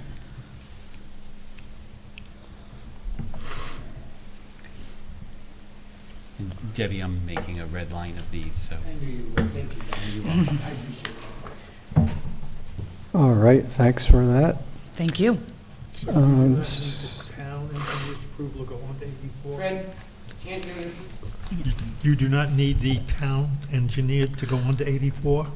The town engineer would need to review those connections. This indicates the town board approval, and I don't believe the town board would need to approve in a situation where we're getting our sewer from the village.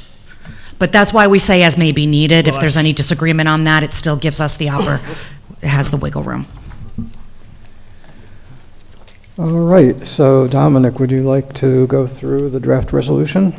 Yes, certainly. So I think since we're focused on the resolution for the site development plan and special use permit, we should probably stay with that one. This one is draft number 3, although for our purpose for tracking, I'm changing it to draft number 4, dated today. And this is for both site development plan and special use permit approval. The resolution, of course, goes through all of the procedural history of the project, including that it was a year ago in January of 2025 when you classified the action as an unlisted action and conducted a coordinated review for seeker. As you may recall from your November meeting, that classification was changed to type 1 action based on the fact that the site has proximity to the Fishkill Supply Depot, even though that proximity was not flagged in the environmental assessment form mapper, which generated the part 1 of the environmental assessment form, but it was subsequently brought to the board's attention, and so the reclassification occurred. The board was already conducting a coordinated review, so that you were meeting the procedural requirements for a type 1 action but now it's properly classified as a type 1 action, which you accomplished at your November meeting. The continues on and makes the required findings in connection with the proposed action. It also discussed the fact that you referred the project to the Dutchess County Department of Planning and Development for its review under 239M. We added in that the requested waivers for parking and loading spaces as shown on the site development plan are being granted by the board. You make the required findings for the special use permit approval. And the conditions of the approval, including addressing the outstanding engineering comments. The date of the last comment that we have is November 5th from the last review memorandum. And then there are outstanding planning comments, which Liz, thank you for providing those. There is outside agency approvals required, which obviously include the DOT for the utility connections. I've changed 9B to say the New York State Department of Environmental Conservation for the Speedies general permit for stormwater for construction activities for the SWIP. The Dutchess County Department of Behavioral and Community Health regarding water and sewer. The Town of Fishkill Town Board approval of water and sewer connections as may be needed, and the Town of Fishkill Highway Department for a curb cut. The water and sanitary sewer improvements also are specifically called out for approval by the Department of Health. And if there's any revisions to the sanitary sewer system design, they will be provided to the board in subsequent plan submissions. There is also a condition regarding a highway work permit for the sanitary force main to be installed within the right-of-way of Interstate 84 and New York State Route 9. There is also the Town of Fishkill Freshwater Wetlands Water Course and Water Body Permit, which ironically enough has been drafted, but is waiting for the receipt of an application and application fee, in which case the board would then be in a position to process that application separately.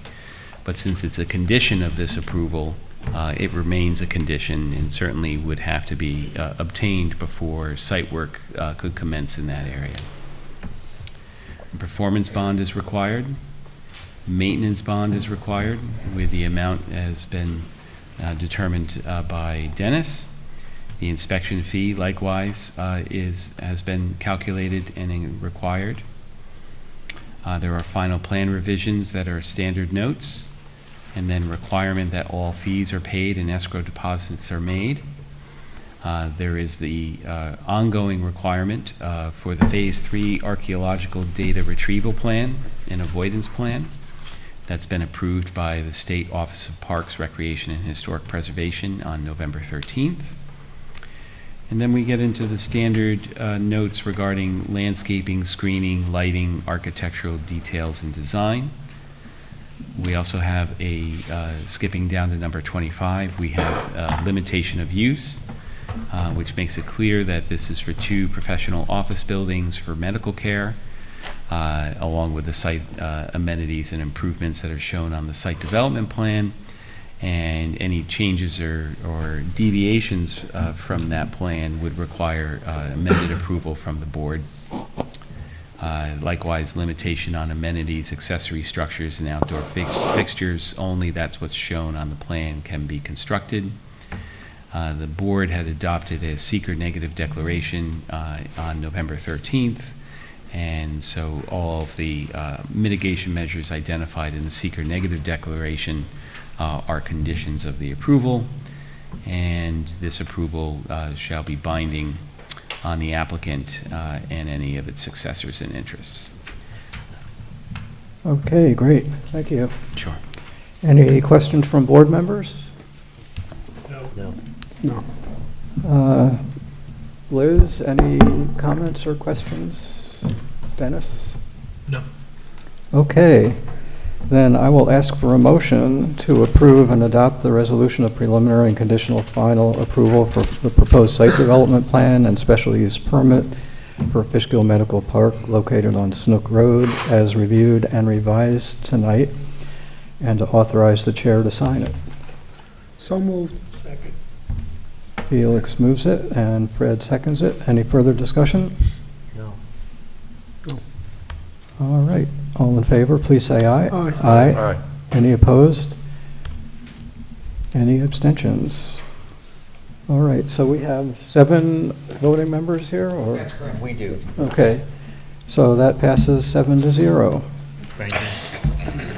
Okay, let's move on to the subdivision resolution. So Dominic, would you run us through that one? Yes, the draft that you have is draft number 2, dated December 9th. I am preparing a draft number 3 as a red line because there was one error that on my part that I caught that I'll go over in just a moment.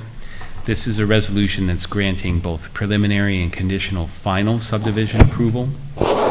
It goes through the history of the project and the fact that the plans are in essentially final form so that there's no need to require separate conditional final approval. There's no need to have a potentially public hearing on proposed final plat since there's not anticipated to be any changes for the subdivision.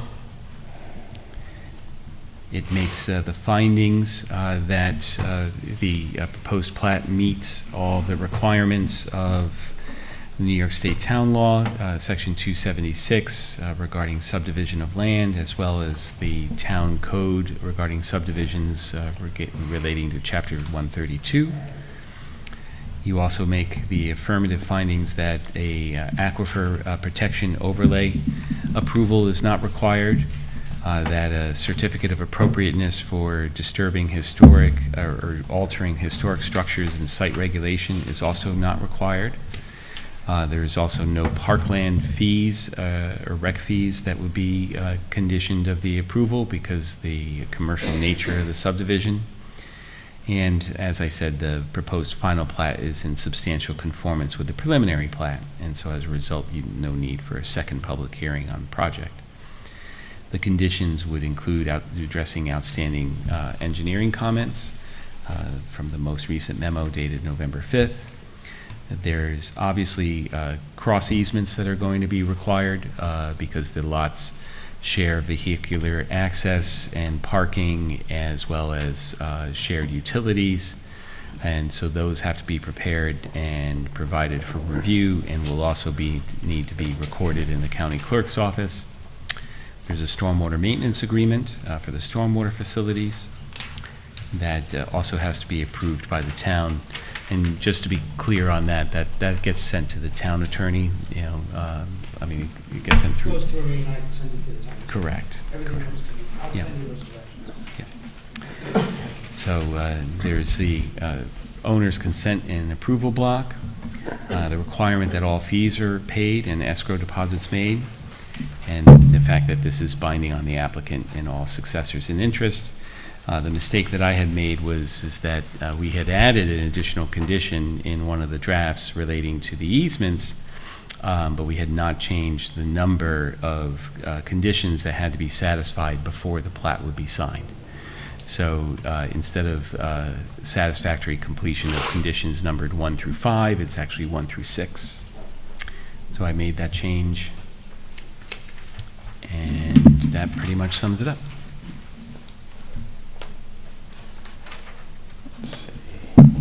I'm sorry, Dominic, you lost me where that, I see the 6, but I don't see where the reference to it is. Yeah, so under condition 7, binding effect, there's another paragraph that says, upon satisfactory completion of conditions 1 through 5, and that should be 6, because the last condition always is the fees are paid, so. The most important. For some of us. So that's the only revision, that's the only revision we have so far in I that just have a resolution. minor one. Oh, okay. That I did not pick up on the draft. The first bullet, the application number is actually PB 24-005. I'll make that right now. Okay, so those two quick modifications. All right, questions from planning board members? No question. And anything from Liz or Dennis? No.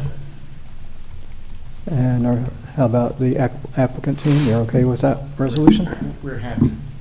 No Okay. comments, thank you. All right, thank you. Is there a motion to approve and adopt the resolution of preliminary conditional final subdivision approval for the proposed Fishkill Medical Park subdivision located on Snook Road as reviewed and revised tonight, and to authorize the chair to sign it? So moved.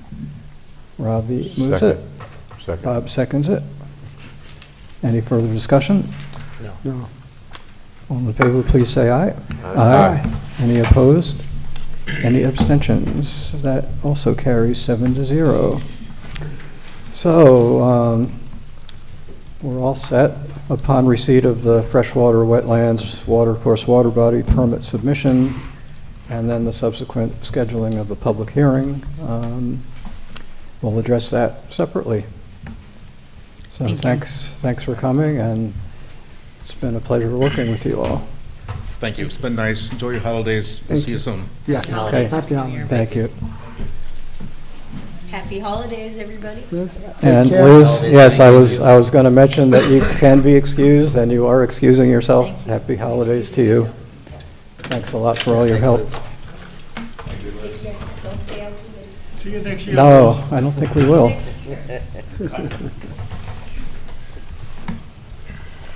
All right. The next item is 400 Westage Site Development Plan Amendment. Board to review the submission made by the applicant's representative on November 26, 2025. Welcome. Thank you.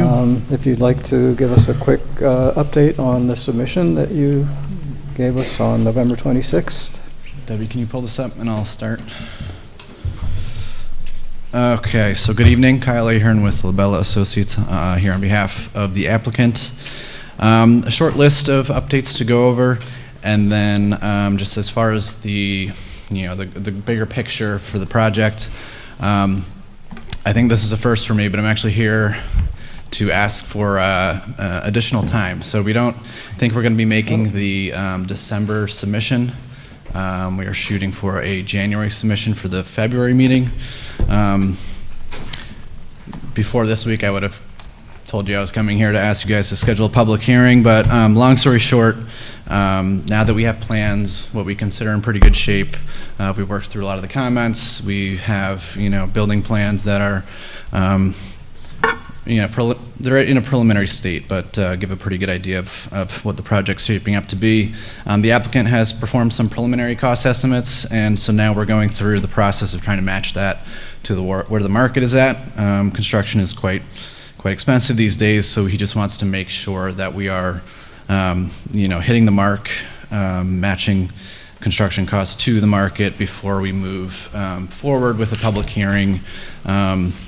Knowing that there might be some changes that we work through in the next month. So again, we'll submit January 28th with those changes, with the idea that we'll come back in February, and if the board's still happy with where the project is at, we would then schedule the public hearing at that point. But just to go through the short list of those changes that were submitted with this current submission. Let's get to the site plan here. There we go. And then doesn't want to zoom in for me.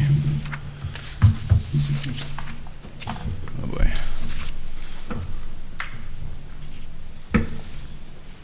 Okay, so a couple things that were not discussed at the meeting that after discussing more with the applicant, we've added to the site plan. That being, well, we did talk about signage at the last meeting. As I mentioned, at that point, there are 17 tenants in this building currently, and potentially more with the addition. So it's hard to, we were trying to figure out a way to improve circulation and the signage on the site to help with determining where people should be parking for each tenant. We do think Hudson Valley Fertility is one of the tenants, and they are in the back portion of the building.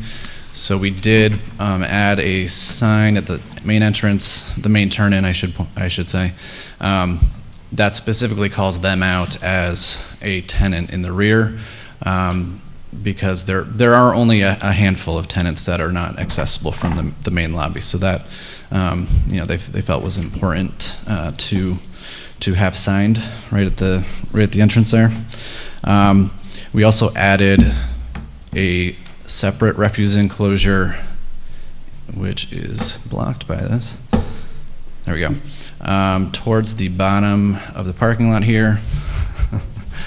So the existing refuse is in the rear of the building, but that entrance is also used by employees and some customers who are accessing through the rear entrance. So it's not a great place for that refuse. So we're just trying to clean up that area and make the refuse more of a separate screened enclosure towards the rear of the parking there. Is that across from the main entrance, is your town, or is that at a different location? No, the main entrance is in the northeast. There's also a door going out the building, because I saw it yesterday. Oh, the door, the building entrance? Yeah, you have the main entrance where you're going to cover over. Right, so, well, there's doors pretty much on all sides, but yeah, within the lobby, if you go to the opposite side from that main entrance, there's a door to the back, and that is where the refuse currently is, Is that what yes. you're talking about now?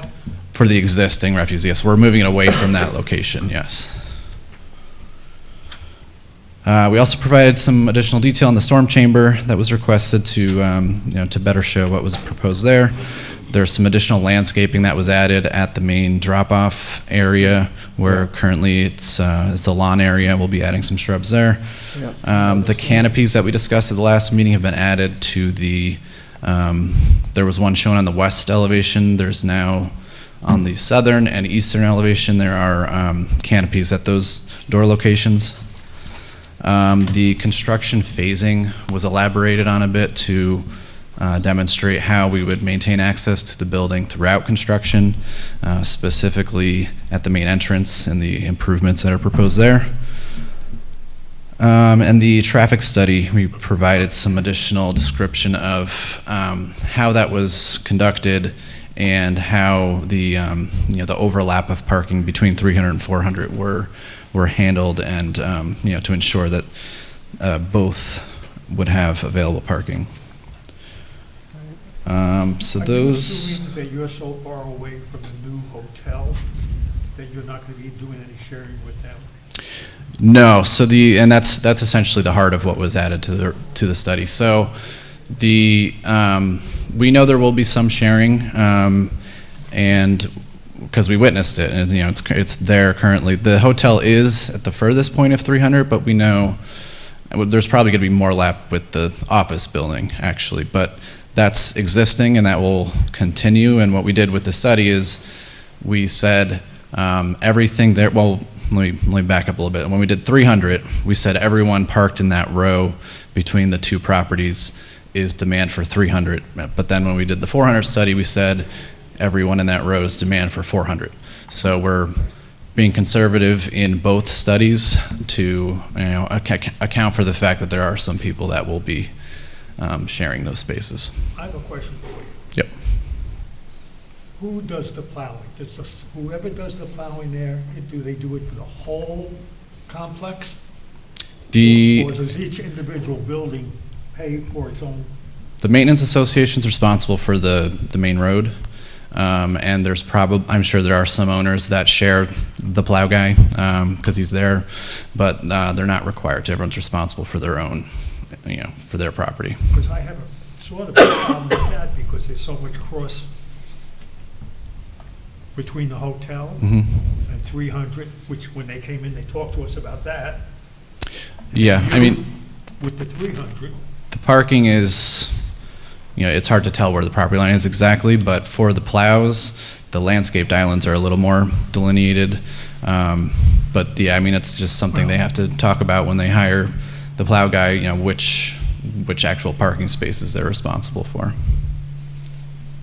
Well, it's sort of a problem with that, because if somebody doesn't do the plowing and other people do, people are gonna park that's plowed.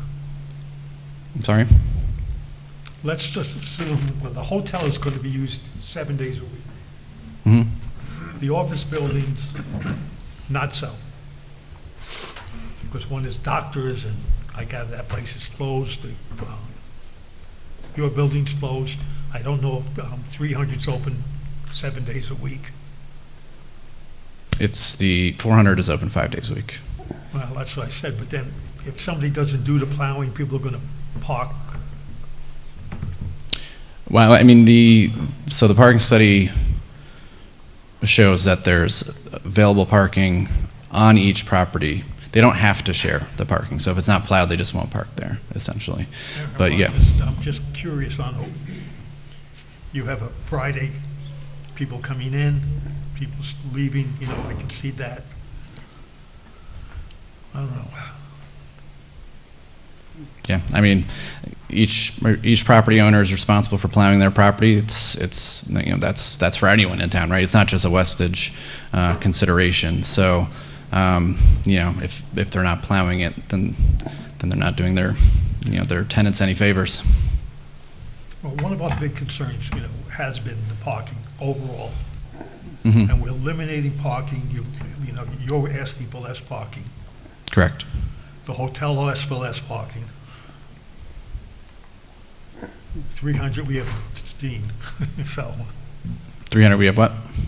Well, they haven't come into us to ask for anything changed yet. Yeah, are you concerned about, as far as what you're saying, like as far as where they're gonna pile the snow? Like Well, that was a question I had, where they're you know, piling the snow. or they're gonna have We to talked about that off-site last take the time. snow? I mean, it's, you know, because you are gonna be eliminating parking spaces because everyone has to put the snow somewhere. I should mention that is one of the other things we added was the snow storage area. You can see you know, a large area to the north, and then within each of the landscaped islands, these dashed lines represent snow storage along the whole southern side. Some on the west. So there are areas. Yeah, most of the areas look like they have reasonable areas to put snow in. There might be a few limited areas that don't, and I'm sure they can transport the snow away from those Yeah, areas. the west side is certainly more constrained. We're not decreasing it there. There's no changes to that part of the parking lot, but they might have to, you know, transport the snow to another area of the site with more storage available. Yeah. I mean, that's pretty common in any kind of development where there's multiple parking areas. I mean, that happens even at our residential townhouse complex where there isn't always a space to pile snow, but then they move it over to somewhere You else. only have one person plowing. He's going to say you could probably have Yeah, 3 different people plowing. yeah, but I mean, But all the plowing that we're talking about is within their property. So it's only one person plowing any of the areas we're looking at on 400. Well, I guess minus Westage Business Center Drive. But they're not, you know, that's not the parking areas, that's just the road.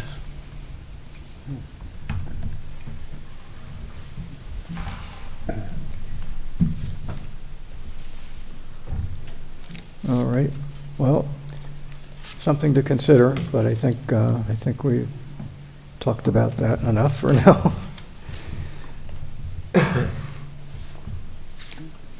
Are there any further changes, modifications in the plans that would result in any changes to the environmental assessment form as well? As of now, and we're still, you know, like I said, this is all happening in the last week as far as any changes. So as of now, I don't believe so. Currently, the plan is any changes are architectural, so still, as of now, be a 4-story, 24,000 square foot, no changes to the parking, any of that. So we'll have to see how that shakes out. You know, there is a potential that, you know, that's where the discussion will lead, but we'll have to, you know, cross that bridge when we get there. All right.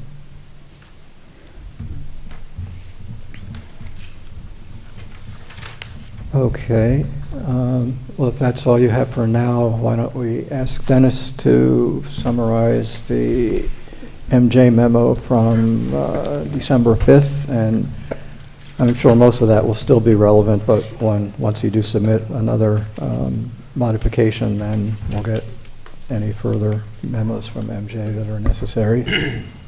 Going through, we just note that this was an unlisted action, that the board classified that at the November meeting. Again, we went through, we note that the variance, which we discussed, or variance for parking, which we discussed multiple times with the board. The majority of our comments are addressed. We did, again, it's on here, we discussed it last meeting, the reduced size of the parking spots just to match the existing. And then the last was the parking analysis. We asked them to update it, and we're comfortable with what they provided for the parking. Other than that, everything else has been addressed. We had an offline conversation, and the plans, like you said, are in very good shape. All right. Any other questions from board members? No. Dominic, do you have any questions? No, sir. Thank you for asking. All right. Well, I guess we'll have to just wait and see what the next submission shows. Yep.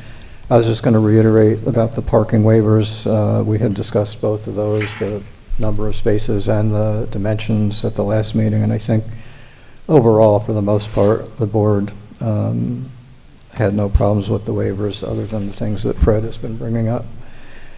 And the architectural renderings and elevations look good, but those are now likely to change a little bit, but I think overall they were looking pretty good. So, Okay.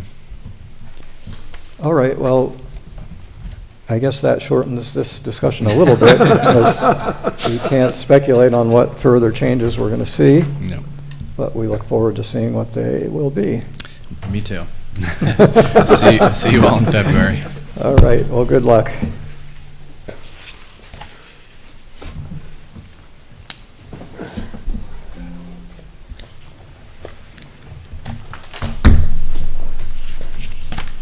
All right, and the final agenda item is Willow Lake Site Development Plan, Special Use Permit, and Freshwater Wetlands Watercourse Water Body Permit.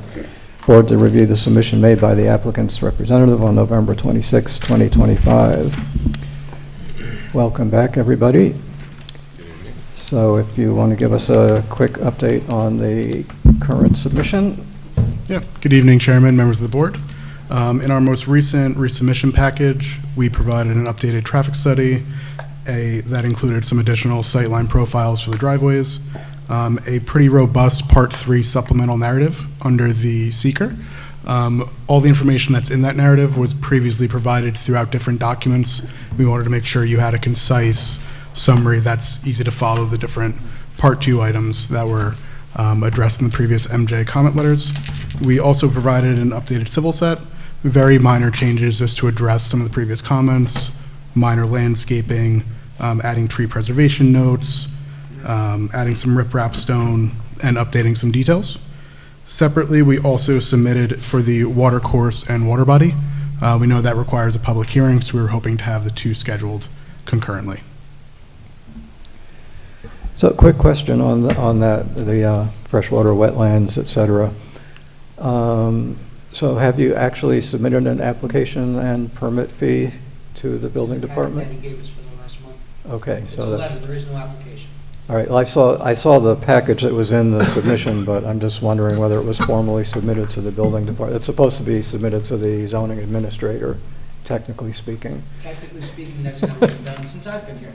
But also that has a fee accompanying it, so... And it actually has gone to him, but And then it bounces back to you, I know. he'll comment. So you can vouch for the fact that it has been submitted? Yes, sir. Okay. Along with the necessary fee. Okay, that was my main question. Good. All right. Why don't we go to Dennis to summarize MJ's memo? This actually is Anisha, welcome. Hi. So this is the type 1 action, as we've said before. At September 11 meeting, this was classified as type 1 action. On October 15th, we initiated seeker. Initially, we had some questions and concerns. You have been very responsive. Oh, yeah. You have been very responsive to our questions that we had earlier. You are seeking a few variances. Once we get to that point, I'm sure you'll be referred to the zoning board and seek those variances. So yeah, we have no additional questions in terms of seeker. And then, as far as engineering, the majority of the comments have been addressed. As I mentioned, they did submit the water, floodplain water permit application or request for that. We had some comments on the SWIP, some minor comments on that, and then the majority of our outstanding comments still have to do with the traffic impact statement, particularly the stopping distance and the intersection stopping distance. I know we've had offline conversations with the applicant. We just need to refine some of that, just the actual way that's measured and mitigation provided if they can't meet those requirements. I know that we have authorization to talk to the client, or I'm sorry, the applicant, and I think we just need to finalize that with their traffic department. So I think we're close on, the only outstanding thing is traffic, and I think we're getting there with that. Okay. Any questions from board members? No.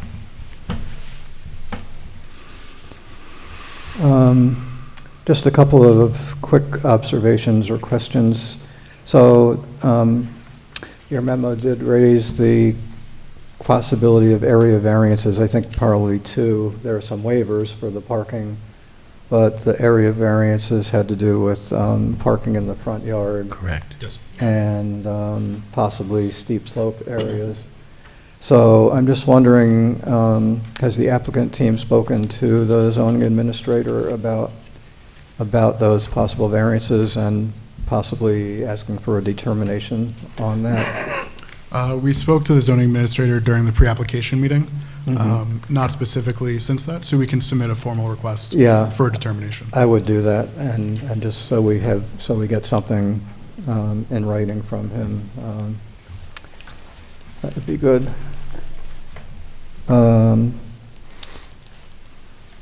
I'll just reiterate, because I think I talked about this at the last meeting, that the board received a couple of petitions from people who live near the project, concerned with it and opposing the project. I'll come back to that in a minute. And Dennis talked about the remaining traffic issues having to do with the site distance analysis and measurements. So, and I think we're also still waiting for a sign-off from the State Historic Preservation Office on the Phase 1 and 2 reports that you submitted. That is correct. We'll provide the documentation once available. Okay. So, the planning board did classify this as a type 1 action back in September, and a notice of intent was sent out to involved and interested parties, agencies, and the 30-day time period to hear from those agencies expired November 14th. So it looks like the board is probably in a position to actually declare ourselves as lead agency. Is that correct, Yes, sir. Dominic? Yes. So we should go ahead and do that. Is there a motion declaring that the Town of Fishkill Planning Board will serve as lead agency to conduct a coordinated environmental review under seeker for the proposed Willow Lake project? So moved. Second. Felix moves it. Fred seconds it. Any further discussion? No. All in favor, please say aye. Aye. Any opposed? Any abstentions? That carries 7-0. So this is my suggestion. There are some minor things left to address, but since there does appear to be a lot of interest from residents who live near the proposal, I'm thinking that might not be a bad idea to schedule a public hearing for the January 8th meeting. I know we have another large one remaining. If we may, Mr. Chairman, apologies. Okay. Some of us are unfortunately unavailable due to pre-scheduled travel, so we will not be here for the January board. So we did plan on being here for the February board, and if it's okay to potentially schedule for that board meeting, Okay. would be best for us. Okay, well, we could do that ahead of time. That's no problem. But that, so I think also by then, it's likely that we'll get some more responses and filling in some of the information that MJ was looking for. And so why don't we, if the board is okay with a February public hearing? I think Anthony is glad to hear that. No, I mean, I thought the public hearing tonight went quite well from what I saw. I was watching some of it on TV, mainly just to see when I should show up more than the interest in the project. No, I'm kidding. Thanks for watching. Yeah. So there was at least one of us out there watching it. But anyway, if somebody would like to make a motion to schedule a public hearing on the proposed Willow Lake Site Development Plan, Special Use Permit, and Freshwater Wetlands Watercourse Water Body Permit on February, what is that meeting? February 12th? And shall we say at 7 p.m. or as soon thereafter as possible? Because as far as we know, that's the only one scheduled for February at this point. For now. For now, right. So moved. Would someone like, oh, so Felix, you moved that? Second. Felix moves it. And Anthony seconds it. Yes, sir.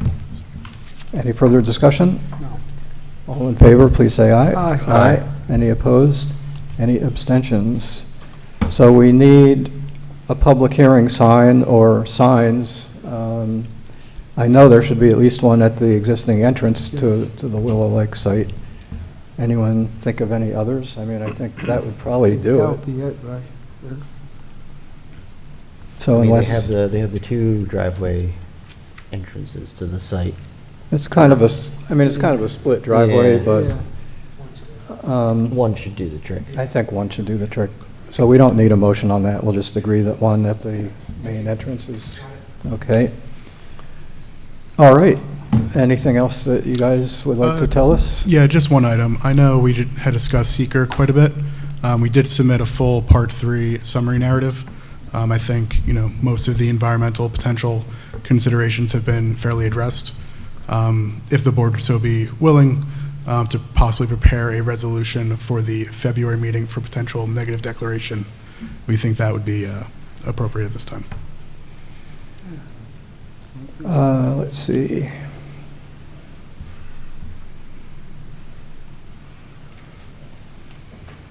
Authorized seeker documents for February meeting.